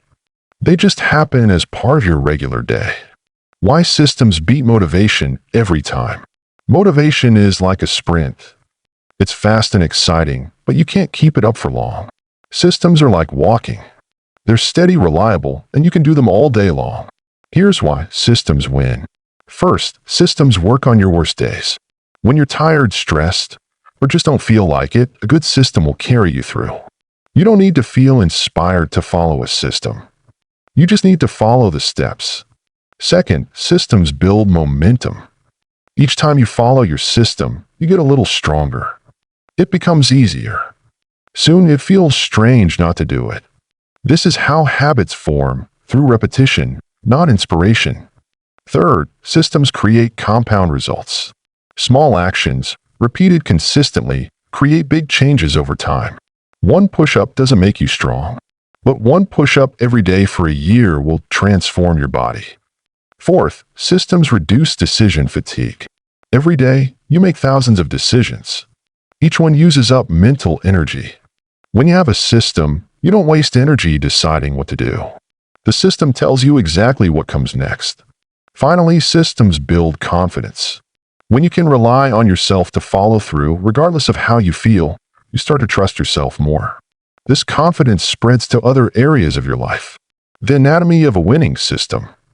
Great systems share certain qualities. Understanding these will help you build systems that actually work. The first quality is simplicity. Your system should be so easy that you could do it on your worst day. If your exercise system is to run 5 miles, you'll quit when you feel tired. But if your system is to put on your running shoes, you'll do it even when you don't feel like running. Often, once the shoes are on, you'll end up going for at least a short walk. The second quality is specificity. Vague systems fail.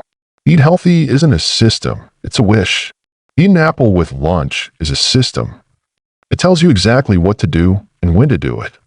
The third quality is consistency. Your system should happen at the same time and place whenever possible. This creates a mental groove that makes the behavior automatic. If you read for 10 minutes after coffee every morning, your brain will start expecting it. The fourth quality is flexibility. Good systems can adapt to different situations. If your normal gym is closed, what's your backup plan? If you usually cook dinner at home but you're traveling, how does your healthy eating system adjust? The fifth quality is measurement. You should be able to tell whether you followed your system or not. Being more organized is impossible to measure. Put 5 things back in their proper place before bed is crystal clear. Building your first system. Let's walk through creating a system together. We'll use reading more books as an example, but you can apply this process to any habit. Start by picking a behavior that's almost embarrassingly small. Instead of read for an hour every day, try read 1 page every day. This might seem silly, but remember, we're building the system, not trying to impress anyone. Next, attach it to something you already do. This is called habit stacking. Maybe you read one page right after you brush your teeth at night, or right after you pour your morning coffee. The existing habit becomes a trigger for the new one. Then, make it incredibly easy to start. Keep a book on your nightstand, or download an app on your phone. Remove any friction that might stop you from beginning. Now, focus only on showing up, not on results. Your job isn't to become a speed reader overnight. Your job is to read one page. Some days you might read more, and that's great. But one page is success. Track your system, not your outcomes. Don't track how many books you finish in a month. Track how many days you read at least one page. This keeps you focused on what you can control, following the system. Finally, celebrate the small wins. When you read your page, acknowledge it. Say good job to yourself. This positive reinforcement helps the system stick. Common system mistakes. Even with the best intentions, people make predictable mistakes when building systems. Let's look at the most common ones so you can avoid them. The first mistake is making systems too complicated. Your system shouldn't require a manual. If you need to remember more than 3 steps, it's too complex. Simplify it. The second mistake is relying on perfect conditions. I'll start my exercise system when I find the perfect gym, or I'll begin eating healthy when I have time to meal prep on Sundays. Perfect conditions rarely exist. Build systems that work with your real life, not your ideal life. The third mistake is trying to change everything at once. You see people start 10 new systems on January 1st. By February, they're following none of them. Build one system at a time. Get it working smoothly before adding another. The fourth mistake is making systems dependent on other people. If your system only works when your workout partner shows up, you'll fail half the time. Build systems that depend only on you. The fifth mistake is ignoring your natural energy patterns. If you're not a morning person, don't build a system around waking up at 5 a.m. Work with your natural rhythms, not against them. The sixth mistake is perfectionism. Missing one day doesn't ruin everything. The goal is progress, not perfection. Get back on track the next day and keep going. Systems for different types of habits. Different types of habits need different types of systems. Let's look at how to design systems for various goals. For health habits like exercise or healthy eating, focus on consistency over intensity. It's better to do 5 push-ups every day than to do 100 push-ups once a week. Your system might be, after I brush my teeth, I do 5 push-ups. Simple, consistent, and sustainable. For learning habits like reading or studying, use time-based systems rather than outcome-based ones. Don't say, I'll learn Spanish until I'm fluent. Say, I'll practice Spanish for 10 minutes after breakfast. This keeps you focused on the process, not the end result. For creative habits like writing or painting, lower the bar for getting started. Don't wait for inspiration. Your system might be, I'll write 1 sentence in my journal every morning. Often, 1 sentence turns into a paragraph, and a paragraph turns into a page. But even if it stays at 1 sentence, you've succeeded. For organizational habits, link them to daily activities you already do. Before I leave work, I'll clear my desk, or while my coffee brews, I'll tidy the kitchen counter. These connections make the new behavior feel natural. For social habits like calling friends or networking, use counter systems. Schedule these activities like appointments. Every first Friday of the month, I'll call my college roommate, removes the guesswork, and ensures it happens. Making systems stick. Building a system is one thing. Making it stick is another. Here are strategies to help your systems become permanent parts of your life. First, start so small it feels silly not to do it. If you want to meditate, start with 1 minute. If you want to journal, start with 1 sentence. The goal is to make the system so easy that you'd feel foolish skipping it. Second, never miss twice in a row. Life happens. You'll occasionally miss a day. That's normal and expected. But don't let 1 missed day become 2. Get back on track immediately. Third, focus on identity, not outcomes. Instead of saying, I want to lose weight, say, I'm becoming someone who takes care of their health. Instead of, I want to write a book, say, I'm becoming a writer. When you see yourself as the type of person who does these things, the behaviors become natural. Fourth, design your environment to support your systems. If you want to eat more fruit, put fruit on the counter where you can see it. If you want to exercise, lay out your workout clothes the night before. Make good choices easier and bad choices harder. Fifth, find an accountability partner, but make it optional. Share your system with someone who will check in on you, but don't make your system dependent on their involvement.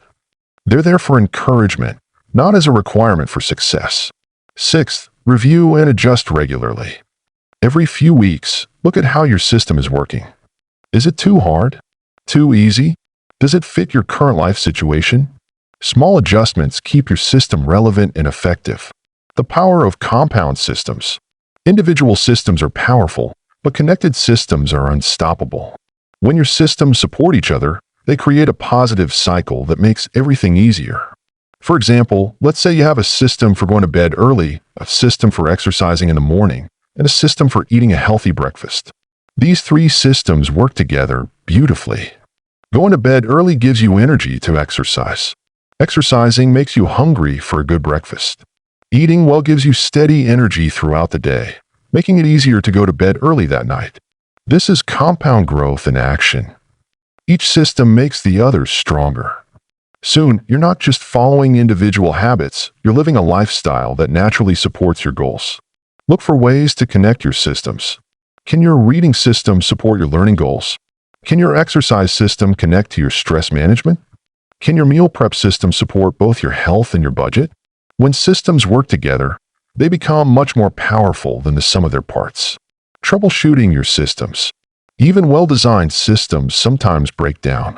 Here's how to diagnose and fix common problems. If you keep forgetting to do your system, the trigger isn't strong enough. Attach it to a more obvious existing habit or set a phone reminder until it becomes automatic. If your system feels too hard, it probably is. Make it smaller. Remember, you can always do more than your system requires, but you should never feel like the minimum is too much. If your system doesn't fit your schedule anymore, adjust it. Life changes, and your system should change too. Don't abandon a good system, adapt it. If you're getting bored with your system, add some variety within the structure. If your reading system is 1 page per day, you can read different types of books. The system stays the same, but the content changes. If you're not seeing results, remember that systems work on a different timeline than motivation. Motivation promises instant results. Systems deliver long-term transformation. Trust the process and give it time. Your systems-based future. Imagine your life 1 year from now. You have systems that run automatically. You exercise regularly without thinking about it. You eat well because it's just what you do. You read consistently, learn new skills, and maintain your relationships, all without relying on bursts of motivation. This isn't fantasy. This is what happens when you build reliable systems and trust them to work. You stop living at the mercy of your emotions and start living according to your values. You become someone who can count on themselves, regardless of circumstances. The beautiful thing about systems is that they're cumulative. Each system you master makes the next one easier to build. You develop confidence in your ability to change. You prove to yourself that you can follow through on commitments. This self-trust becomes the foundation for bigger and better changes. Remember, motivation got you started reading this chapter. But systems will get you to where you want to go. Start building yours today, one small, simple, sustainable step at a time. The question isn't whether you feel motivated to change. The question is, what system will you build to make change inevitable?